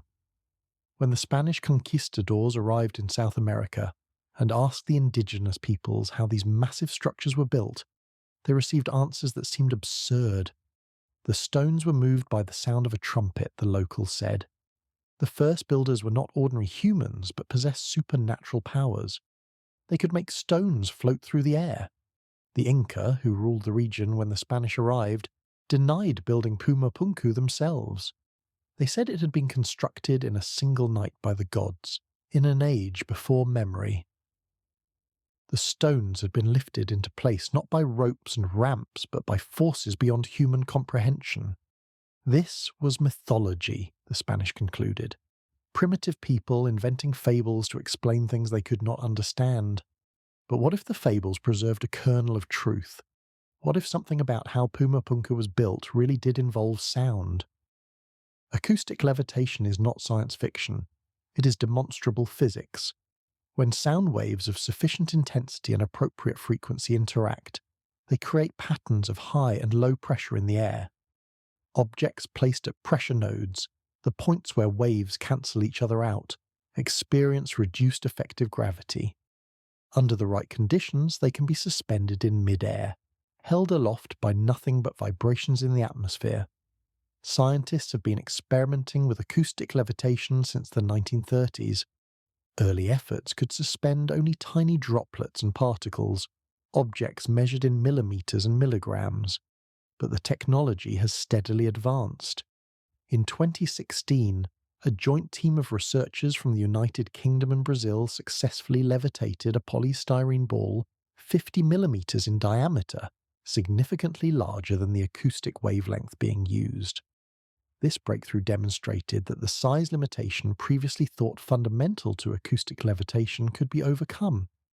In 2017, researchers at the University of Bristol pushed further, developing techniques to levitate, rotate, and manipulate objects in 3 dimensions using carefully orchestrated arrays of ultrasonic speakers. Their work showed that acoustic levitation could not only suspend objects, but move them along controlled paths, all without physical contact.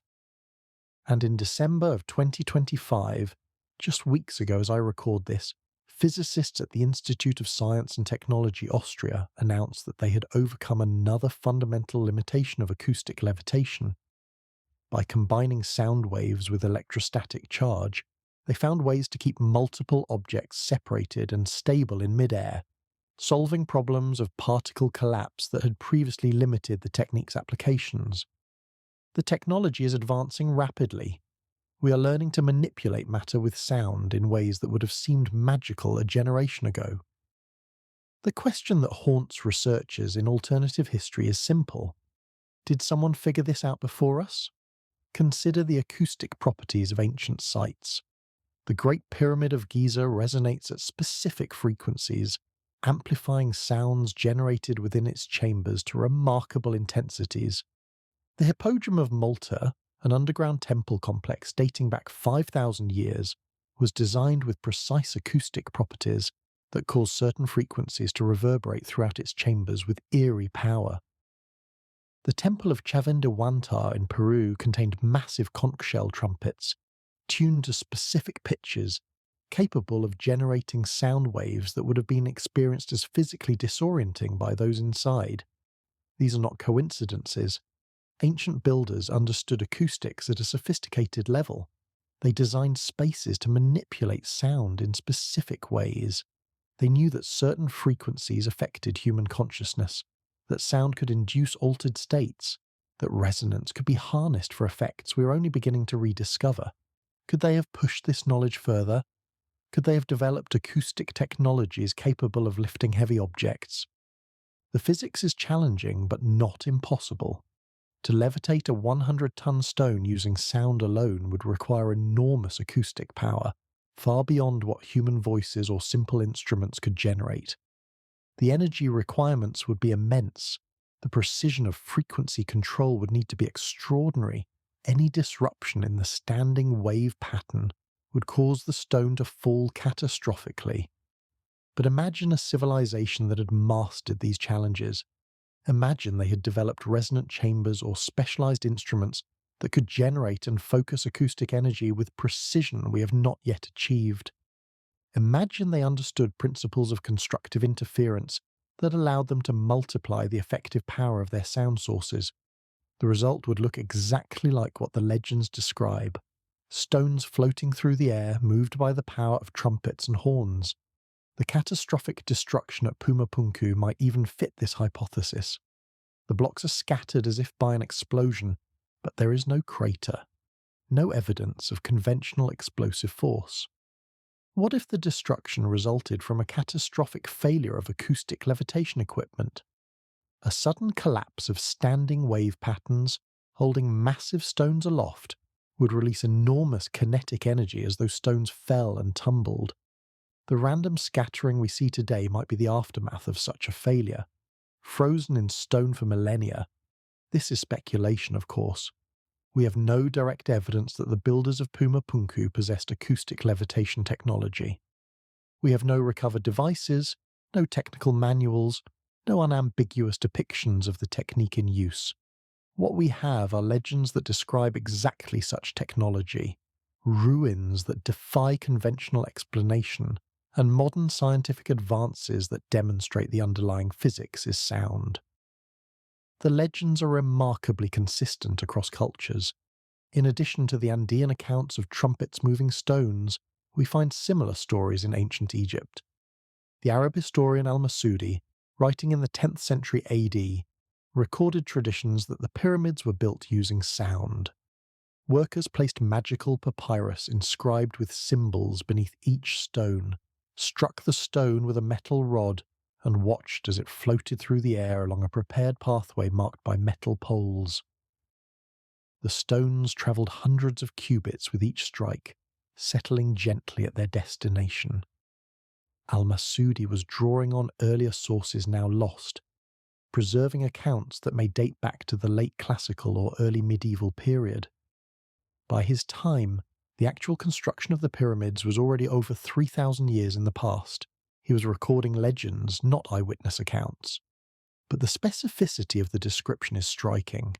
Metal rods and metal poles suggest some kind of technological apparatus. The magical papyrus might represent inscriptions or tuning marks that calibrated the acoustic equipment. The floating stones match exactly what we would expect from advanced acoustic levitation.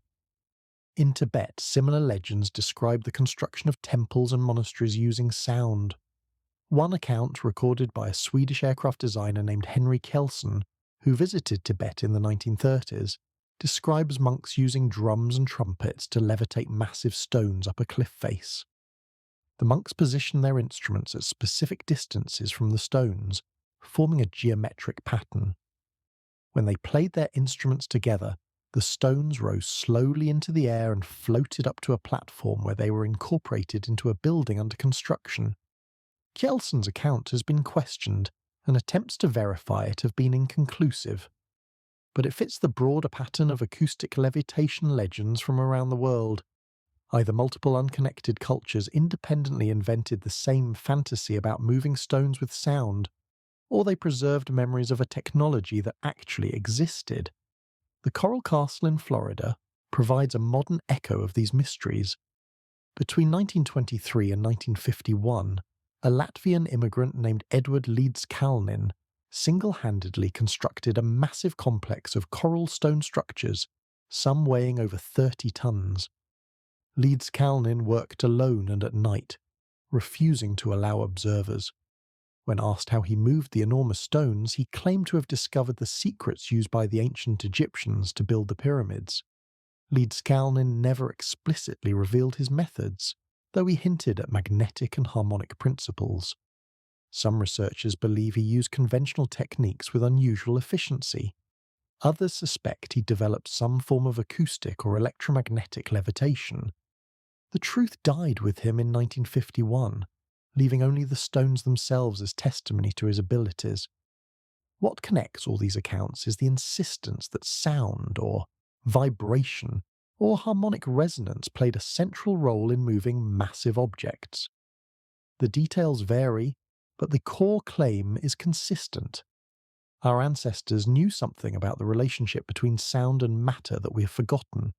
They could make stones lighter or float them outright through techniques we would consider supernatural. Modern physics offers tantalizing hints that such techniques might be possible. Beyond acoustic levitation, researchers have explored magnetic levitation, electrostatic levitation, and various exotic proposals involving gravitational manipulation. None of these has yet achieved the capability to lift 100-ton stones, but none has been conclusively ruled out as impossible. The universe is stranger than we know. Quantum mechanics reveals that matter and energy are interchangeable, that particles can exist in multiple states simultaneously, that observation affects physical outcomes in ways that defy classical intuition. If the fundamental nature of reality is so much weirder than everyday experience suggests, who can say with certainty what technologies might be possible? Perhaps the ancient builders discovered principles we have not yet rediscovered. Perhaps they learned to tap into aspects of physics that modern science has overlooked or dismissed. Perhaps the legends of floating stones are not fantasies, but fragmentary memories of capabilities that were lost when the civilizations that possessed them were destroyed. The destruction of Puma Punku remains unexplained. The scattering of its blocks suggests violence on a massive scale. If the site was built using acoustic levitation, and if that technology failed catastrophically, the result might look exactly like what we see today. Stones hurled in all directions by the sudden release of enormous potential energy. A construction system that worked perfectly until something went wrong, and then went wrong all at once. We cannot prove this hypothesis, but we cannot disprove it either. The stones lie where they fell, silent witnesses to whatever happened here. The legends persist, repeated by generations who saw the ruins and struggled to explain them. And in laboratories around the world, scientists continue to push the boundaries of what sound can do, inching closer to capabilities that once seemed impossible. Someday we may understand the secrets of Puma Punku. Someday we may rediscover technologies our ancestors possessed and lost. Someday the trumpets may sound again, and the stones may rise. Until then, we can only wonder and listen for echoes of a vanished age. The Puma's Head. Stand on the heights of Sacsayhuamán and look down at the city of Cusco spread below. The terracotta rooftops cluster along narrow streets, colonial churches rise above the urban fabric, and the bustle of modern life fills the ancient capital of the Inca Empire. But if you could rise higher, if you could see the city from directly above, you would perceive something that has fascinated researchers for generations.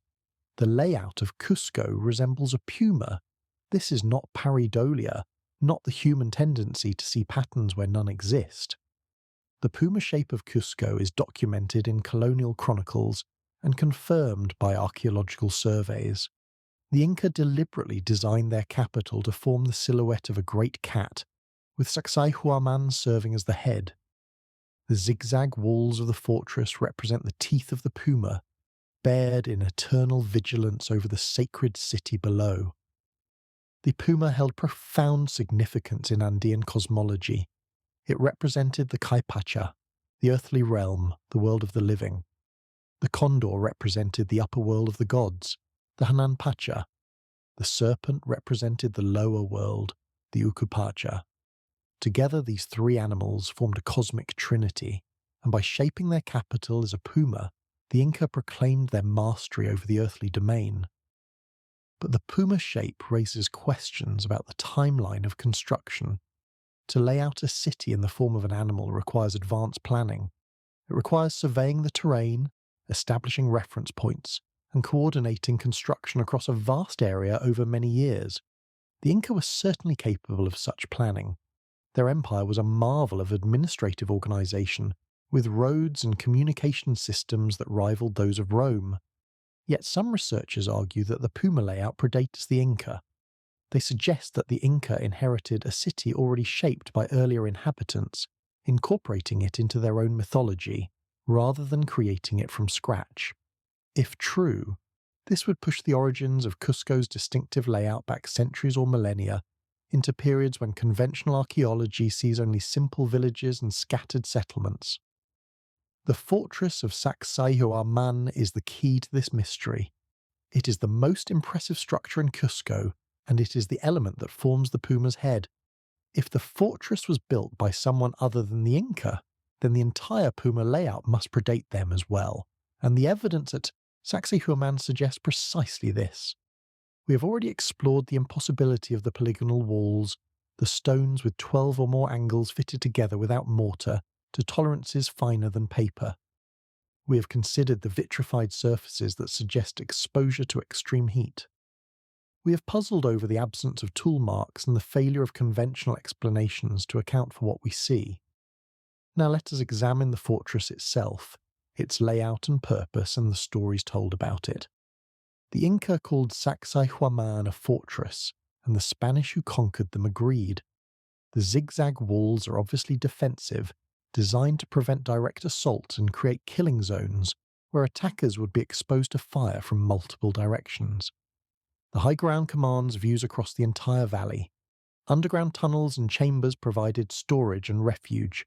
In the siege of Cusco in 1536, the fortress proved its military value when Inca forces held it against Spanish attackers for months. But other aspects of Sacsayhuamán suggest purposes beyond warfare. The site included towers, temples, and ceremonial spaces that have since been destroyed or dismantled. The largest tower, called Muyuk was circular and contained multiple levels, possibly serving astronomical or religious functions. The esplanade in front of the walls hosted the Inti Raymi, the festival of the sun, one of the most important ceremonies in the Inca calendar. Spanish chroniclers described Sacsayhuamán as containing fabulous treasures, golden statues, and elaborate decorations that were stripped and melted down after the conquest. They also described features that no longer exist, including walls and buildings in the upper sections of the complex that were systematically dismantled to provide construction material for colonial Cusco. The massive stones of the lower walls survived only because they were too large to move. Everything that could be taken was taken. This destruction has erased much of what we might have learned about Sacsayhuamán's original function. The stones that remain are primarily those of the three great zigzag walls, the foundation of something far more elaborate that we can only glimpse through historical accounts. Whatever stood atop those walls, whatever ceremonies were performed there, whatever knowledge was encoded in the structures, most of it is lost forever. What remains is the stonework itself, and the stonework tells a story that defies easy explanation. In 2012, a team of Russian geophysicists travelled to Peru to study Sacsayhuamán using modern scientific instruments. They brought ground-penetrating radar, magnetometers, and other equipment designed to peer beneath surfaces and analyse material properties. Their expedition was documented in a film called The Living Stones of Sacsayhuamán, which presents their findings and interpretations. The Russian team found anomalies they could not easily explain. Certain stones displayed unusual magnetic properties. Subsurface structures suggested the presence of chambers and passages not visible from the surface. The composition of some stones did not match known local quarries, raising questions about their origin. Most intriguingly, the team's analysis suggested that the construction of Sacsayhuamán may have involved techniques beyond simple carving and placement. The way certain stones were joined, the properties of their contact surfaces, and the distribution of stress within the walls all pointed toward methods more sophisticated than the official narrative allows. The Russian researchers were cautious in their conclusions, acknowledging the limits of their data and the need for further study. But their work added to the growing body of evidence suggesting that Sacsayhuamán is older and stranger than mainstream archaeology admits. The Spanish chronicles preserve details that complicate the standard narrative in other ways. Several sources indicate that when the Inca conquered the Cusco region in the 15th century, they found Sacsayhuamán already standing. The fortress was old, built by a vanished people whose name and history were unknown even then. The Inca restored and modified the existing structures, adding their own construction to foundations laid by others. If true, this would place the original construction of the megalithic walls in a period before the Inca Empire, before the Quilque culture that preceded it, in an era lost to recorded history. The polygonal stones, the precision fitting, the possible vitrification, all these features would date to an unknown civilization with capabilities we struggle to comprehend. This interpretation fits a broader pattern found throughout the Andes. At numerous sites, investigators have noted apparent discontinuities between construction phases. Lower courses of megalithic stonework, precise and mysterious, support upper courses of simpler construction that are clearly Inca in origin. It appears that the Inca built atop foundations they inherited, improving and expanding structures that predated their empire by unknown spans of time. The most dramatic example of this pattern may be Ollantaytambo, another site in the Sacred Valley of Peru. There, massive blocks of red porphyry were somehow transported from a quarry on the opposite side of a valley, across a river, and up a steep mountainside to be fitted into walls with the same precision evident at Sacsayhuamán. The Inca claimed to have built Ollantaytambo, but the megalithic sections display techniques distinct from typical Inca construction. Either the Inca possessed capabilities they used only at certain sites, or they inherited structures built by predecessors with different methods. Graham Hancock and other researchers in alternative history have proposed that these earlier builders represent a lost civilization, one that flourished before the end of the last ice age and was destroyed by the cataclysms that marked the Younger Dryas period approximately 12,800 years ago. Survivors of this civilization, according to this hypothesis, scattered across the world, carrying fragments of their knowledge to the indigenous peoples they encountered. They became the civilizers remembered in mythology, the teachers who appeared after floods and fires to restart human culture. In South America, these civilizers were associated with the figure of Viracocha, the creator god who emerged from Lake Titicaca and travelled the land teaching the arts of civilization. Viracocha was described as tall, bearded, and light-skinned, characteristics that did not match the indigenous Andean population. He carried a staff and wore flowing robes. He came from the east, from the direction of the rising sun, and departed westward across the Pacific, promising to return someday. The Viracocha myths may preserve memories of contact with an unknown people who arrived after some great catastrophe, bringing knowledge and technology that elevated local cultures to new heights. Sacsayhuamán and the Puma city of Cusco would then represent the legacy of this contact, structures built with techniques taught by visitors from a vanished world. This is hypothesis, not established fact. The evidence is circumstantial, the interpretations contested, the timeline uncertain. But the stones of Sacsayhuamán remain, massive and mysterious, fitted with precision that defies primitive tools, surviving earthquakes that have destroyed everything built around them. Every year, thousands of tourists visit Sacsayhuamán. They climb over the zigzag walls, pose for photographs beside stones twice their height, and listen to guides explain that the Inca built this fortress using copper tools and raw determination. Most accept this explanation without question. The guides speak with authority. The story is simple and satisfying. But look closer. Touch the stones where they meet, where surfaces join without gap or seam. Consider the 12 angles on a single block face, each carved to match its neighbours in 3 dimensions. Think about what it would take to achieve such precision using the tools supposedly available. Then ask yourself whether the official story accounts for what you see. The Puma guards its secrets. Sacsayhuamán watches over Cusco as it has for centuries or millennia, patient and enigmatic. The questions it raises do not stay confined to the Andes. They spread across oceans and continents, connecting to similar mysteries in distant lands. Because if the builders of Sacsayhuamán possessed capabilities we cannot explain, they were not alone. Similar precision appears in ancient Egypt. Similar precision appears at Puma Punku. Similar stonework, similar techniques, similar impossibilities are scattered around the globe, as if following some template written in a language we have forgotten. A global pattern is emerging from the evidence, and the pattern demands a global explanation. The global pattern. We have travelled far in this journey, from the windswept plateau of Puma Punku to the zigzag walls of Sacsayhuamán, from the granite quarries of Aswan to the underground chambers of Saqqara. Across continents and millennia, we have encountered the same impossible precision, the same unexplained techniques, the same silent testimony in stone that our ancestors achieved things we cannot replicate. Now it is time to step back, to see the pattern that connects these scattered sites, to ask whether coincidence can explain what we have found, or whether something deeper links the precision stonework of the ancient world.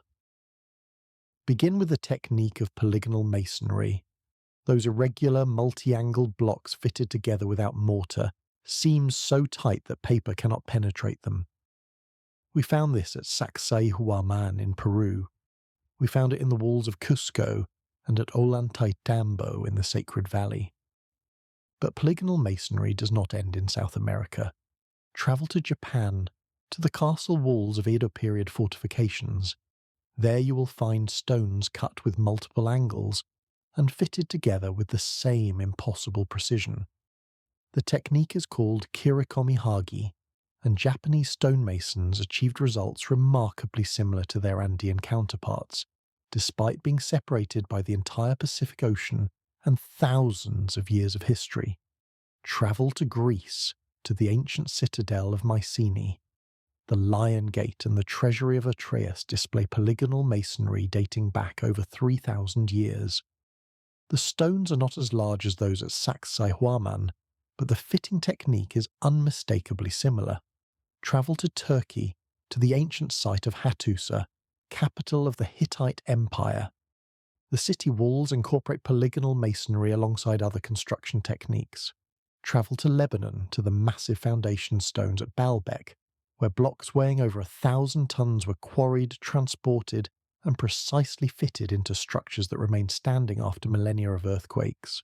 Travel to Easter Island in the middle of the Pacific Ocean, one of the most isolated places on Earth.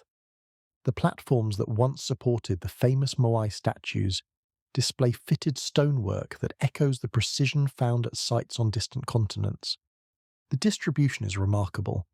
Polygonal masonry appears in South America, North America, Europe, Asia, Africa, and Oceania.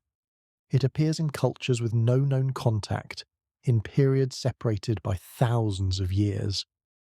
Either this technique was independently invented multiple times by unconnected peoples, or it spread from some common source we have not identified. Independent invention is certainly possible. Human beings facing similar problems often develop similar solutions. The arch was invented independently in multiple cultures. Agriculture arose independently in several regions. Perhaps polygonal masonry is simply an obvious approach to building, stable walls in earthquake-prone areas, discovered wherever the need arose. But the precision argues against independent invention. It is one thing to stack irregular stones together. It is another to shape them with 12 or more angles and fit them with tolerances measured in fractions of millimeters. The latter requires not just the concept but the capability, tools and techniques sophisticated enough to achieve what simple trial and error cannot. Consider the metal clamps we discussed earlier.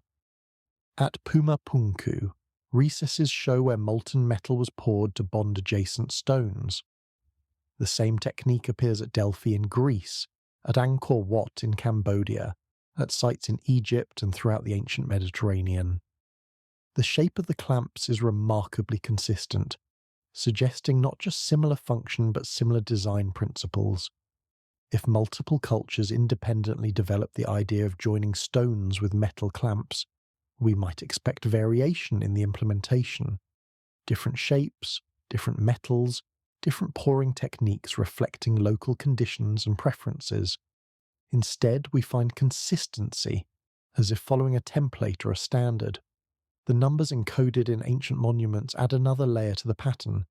Precession is the slow wobble of Earth's axis, a cycle that takes approximately 25,920 years to complete. This period divided by 360 degrees gives 72 years per degree of precessional shift. The number 72, and its multiples and factors, appears throughout ancient mythology and architecture in ways that seem far beyond coincidence. In Egyptian myth, Osiris was killed by a conspiracy of 72 plotters. In Hindu cosmology, the great cycles of time involve multiples of 72. In Norse mythology, Valhalla has 540 doors, which is 72 times 7.5. The Maya calendar incorporates precessional numbers, so do the dimensions of the Great Pyramid, which encodes not only pi, but relationships to precession that should not appear in a tomb built by people supposedly ignorant of such astronomical subtleties. Graham Hancock has documented dozens of these correspondences in his books, arguing that they represent a deliberate encoding of astronomical knowledge passed down from a lost civilization.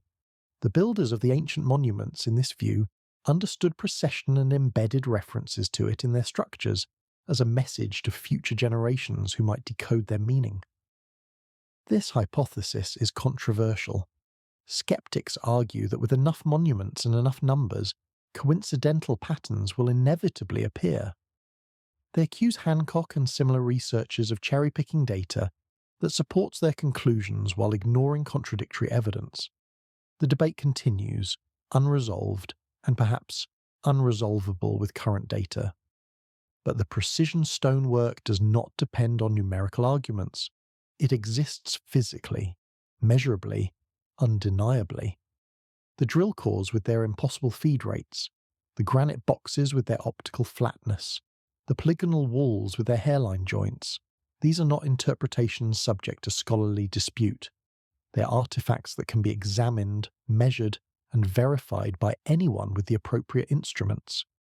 The conventional explanation for these artifacts invokes patient craftsmanship over long periods, using simple tools with extraordinary skill. Given enough time and enough workers, the argument goes, almost anything is achievable. The pyramids were built by 20,000 workers over 20 years.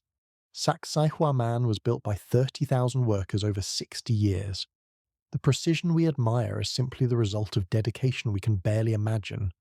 This explanation has merit. Human beings are capable of remarkable things when motivated and organized. The medieval cathedrals of Europe took generations to build, with craftsmen devoting entire lives to projects they would never see completed. The ancient world was not lacking in ambition or patience, but the explanation fails on specific technical grounds. Copper cannot cut granite, no matter how patient the craftsman. Pounding with stone hammers cannot produce surfaces flat to 10,000ths of an inch. The physics of abrasive drilling does not permit feed rates 50 times faster than modern diamond tools achieve. These are not matters of opinion, but of material science, as demonstrable today as they were in antiquity. Something else was happening. Some capability existed that we have not identified, whether lost technology, unknown techniques, or processes we cannot imagine. The ancient builders possessed methods that exceeded what we attribute to them. The global distribution of precision stonework suggests that whatever this capability was, it was not confined to a single culture or region. It appeared in Egypt and Peru, in Bolivia and Japan, in Greece and Turkey and Lebanon. It appeared in some of the most ancient constructions known and persisted, in degraded form, into historical periods. and then it vanished, leaving only the stones themselves as evidence. The Younger Dryas impact hypothesis provides a possible explanation for this pattern. Approximately 12,800 years ago, according to growing scientific evidence, Earth was struck by fragments of a disintegrating comet. The impacts triggered catastrophic fires across much of the Northern Hemisphere, killed off the megafauna that had dominated for millions of years, and plunged the planet into a 1,000-year cold snap that devastated human populations.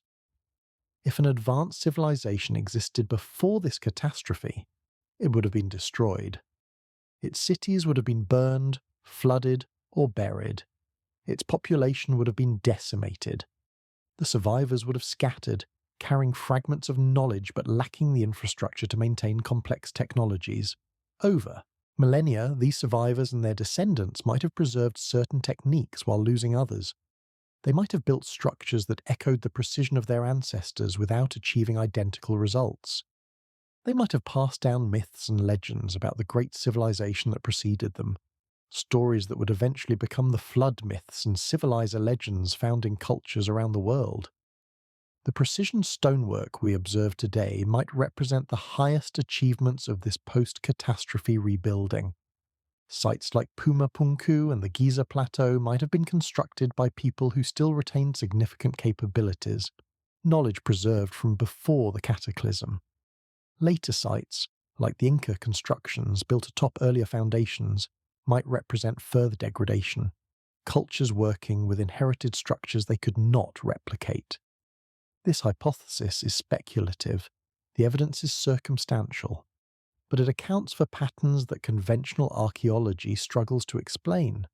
The global distribution of similar techniques, the apparent priority of the most precise construction, the legends of catastrophe and civilizers found in cultures worldwide, the encoded astronomical knowledge suggesting awareness of precession over cycles far longer than any historical civilization could have observed. The stones cannot tell us their full story. Too much has been lost, destroyed, or buried by the passage of time, but they whisper hints of something vast and ancient, a chapter of human history that predates our records and exceeds our assumptions. We stand at a peculiar moment. Our technology has advanced to the point where we can recognize the sophistication of ancient achievements, measure their precision with instruments our ancestors could not have imagined. Yet we remain unable to explain how those achievements were accomplished. We can document the impossibility but cannot resolve it. Perhaps future discoveries will provide answers. Archaeological excavations may uncover workshops or tools that clarify ancient methods. Scientific advances may reveal principles that make sense of what now seems inexplicable.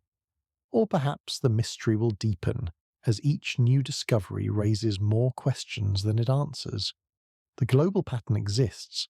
The precision is real. The conventional explanations are inadequate. These facts stand regardless of what theories we construct to account for them, and they connect ultimately to the deepest questions we can ask. Who were we before history began? What did we know before we forgot? What heights did we reach before we fell? The stones remember, and if we listen carefully enough, they may yet share their secrets.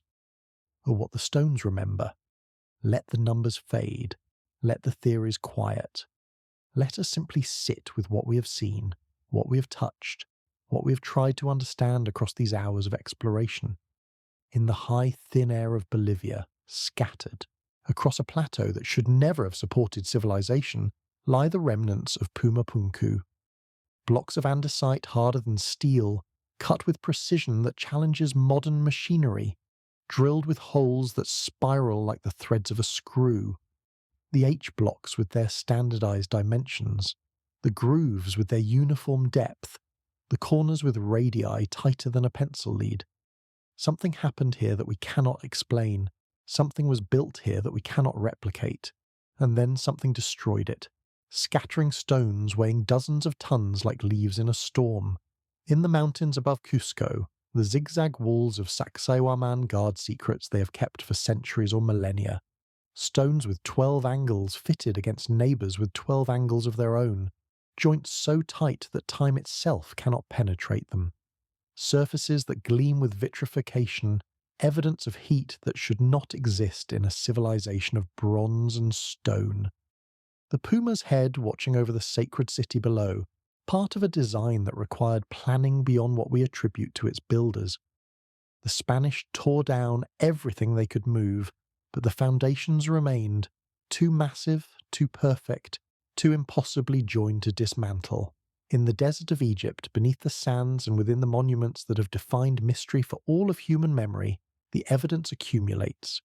Drill cores with feed rates that exceed modern technology. Granite boxes finished to tolerances that aerospace engineers struggle to match. The unfinished obelisk with its scoop marks that no known tool could produce.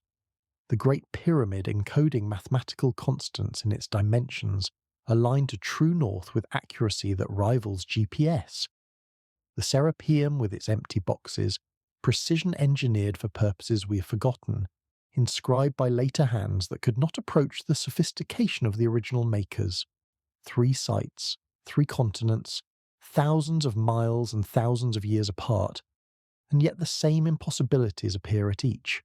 The same precision that defies primitive tools, the same techniques that echo across oceans, the same silent testimony that our ancestors knew things we have forgotten. We have considered many explanations. Patient craftsmanship with simple tools, pushed beyond all reasonable expectation by dedication, we can barely imagine. Lost technologies, sophisticated machinery developed by civilizations that have vanished from memory. Alternative methods like geopolymer casting, stone softening, acoustic levitation, processes that would require rethinking everything we believe about ancient capabilities. And always, hovering at the edges of the discussion, the possibility of intervention, help from sources we cannot identify, knowledge from origins we cannot trace. None of these explanations is fully satisfying. Each accounts for some evidence while struggling with other evidence. Each raises questions it cannot answer. The mystery remains stubborn and irreducible, carved into the hardest stones our planet offers. Perhaps that is the point. Perhaps the stones were meant to endure precisely because they carry a message that must not be lost. A message written in precision rather than words, in joints and angles and surfaces rather than symbols and glyphs. A message that says simply this: we were here. We could do this. Remember, if a civilization knew it faced destruction, if it saw catastrophe approaching, and understood that everything it had built would be swept away, how would it communicate with the future? Paper burns, wood rots, metal corrodes, even bronze and iron eventually return to the earth, but stone endures. Cut it precisely enough, join it tightly enough, choose materials hard enough, and your message might survive for ages beyond counting. The precision itself becomes the message, not the shapes or the symbols, but the fact that such shapes could be achieved at all. Any future civilization that reaches a certain level of technological sophistication will recognize what we recognize, that these stones were worked by methods beyond primitive capability. They will measure the tolerances and marvel. They will calculate the feed rates and wonder. They will stand before the walls and the blocks and the boxes and know, beyond any doubt, that something remarkable preceded them. This is what the stones remember. Not the names of the builders, not the dates of construction, not the purposes of the monuments. Those details are lost, perhaps forever. What remains is the evidence of capability, the proof that such things were possible, the demonstration that humanity, or something like humanity, once achieved what we now struggle to comprehend. And perhaps that is enough. Perhaps the most important message is simply that progress is not linear, that civilizations can rise and fall and rise again, that knowledge can be gained and lost and gained once more, that the assumption of continuous advancement, each generation building on the last in an unbroken chain from primitive to sophisticated, is not the only story the evidence supports. We live in an age of remarkable achievement. We have walked on the moon and sent probes beyond the solar system. We have split the atom and sequenced the genome. We have built machines that think and networks that span the globe. It is tempting to believe that we stand at the pinnacle of human accomplishment, that everything before us was preparation for this moment. But the stones suggest otherwise. The drill cores with their impossible feed rates, the boxes with their optical flatness, the walls with their perfect joints. These are not the products of primitive cultures stumbling toward enlightenment. They are the achievements of people who, in at least some respects, exceeded what we can do today. This should not threaten us. It should inspire us. If our ancestors achieved such things, then achievement is in our nature. If capabilities can be developed once, they can be developed again. The stones are not monuments to despair, but to possibility. They say that human potential is greater than we have assumed, that the limits we accept may not be limits at all, that the future might hold wonders as far beyond our imagination as Puma Punku would have been beyond the imagination of the people who supposedly built it. The mysteries will not be solved tonight. You will drift into sleep with questions unanswered, with puzzles unresolved, with the image of perfect stone surfaces floating behind your closed eyes. That is as it should be. Mystery is not the enemy of knowledge, but its companion. The questions we cannot answer drive us to learn more, discover more, become more than we were. Tomorrow the sun will rise over the Altiplano of Bolivia, illuminating the scattered blocks of Puma Punku as it has for countless mornings past. It will climb the mountains of Peru and gild the zigzag walls of Sacsayhuamán, warming stones that have stood since before recorded history began. It will cross the Atlantic and paint the pyramids of Giza in shades of gold and rose, casting shadows from monuments that have watched over the desert for millennia. And in that light, the stones will keep their vigil, patient, silent, waiting for someone to finally understand what they have been trying to tell us all along. We have come so far together, you and I, through ancient quarries and underground chambers, across oceans of time and space, into the heart of mysteries that have fascinated humanity for generations. Thank you for traveling with me. Thank you for listening, for wondering, for allowing yourself to question what you thought you knew. If this journey has resonated with you, consider subscribing to join future explorations. Leave a like if you found value in these hours we've shared, and in the comments, share your thoughts. What questions do these stones raise for you? What explanations seem most compelling? What mysteries would you like to explore next? The universe is vast and strange, filled with wonders we've barely begun to discover.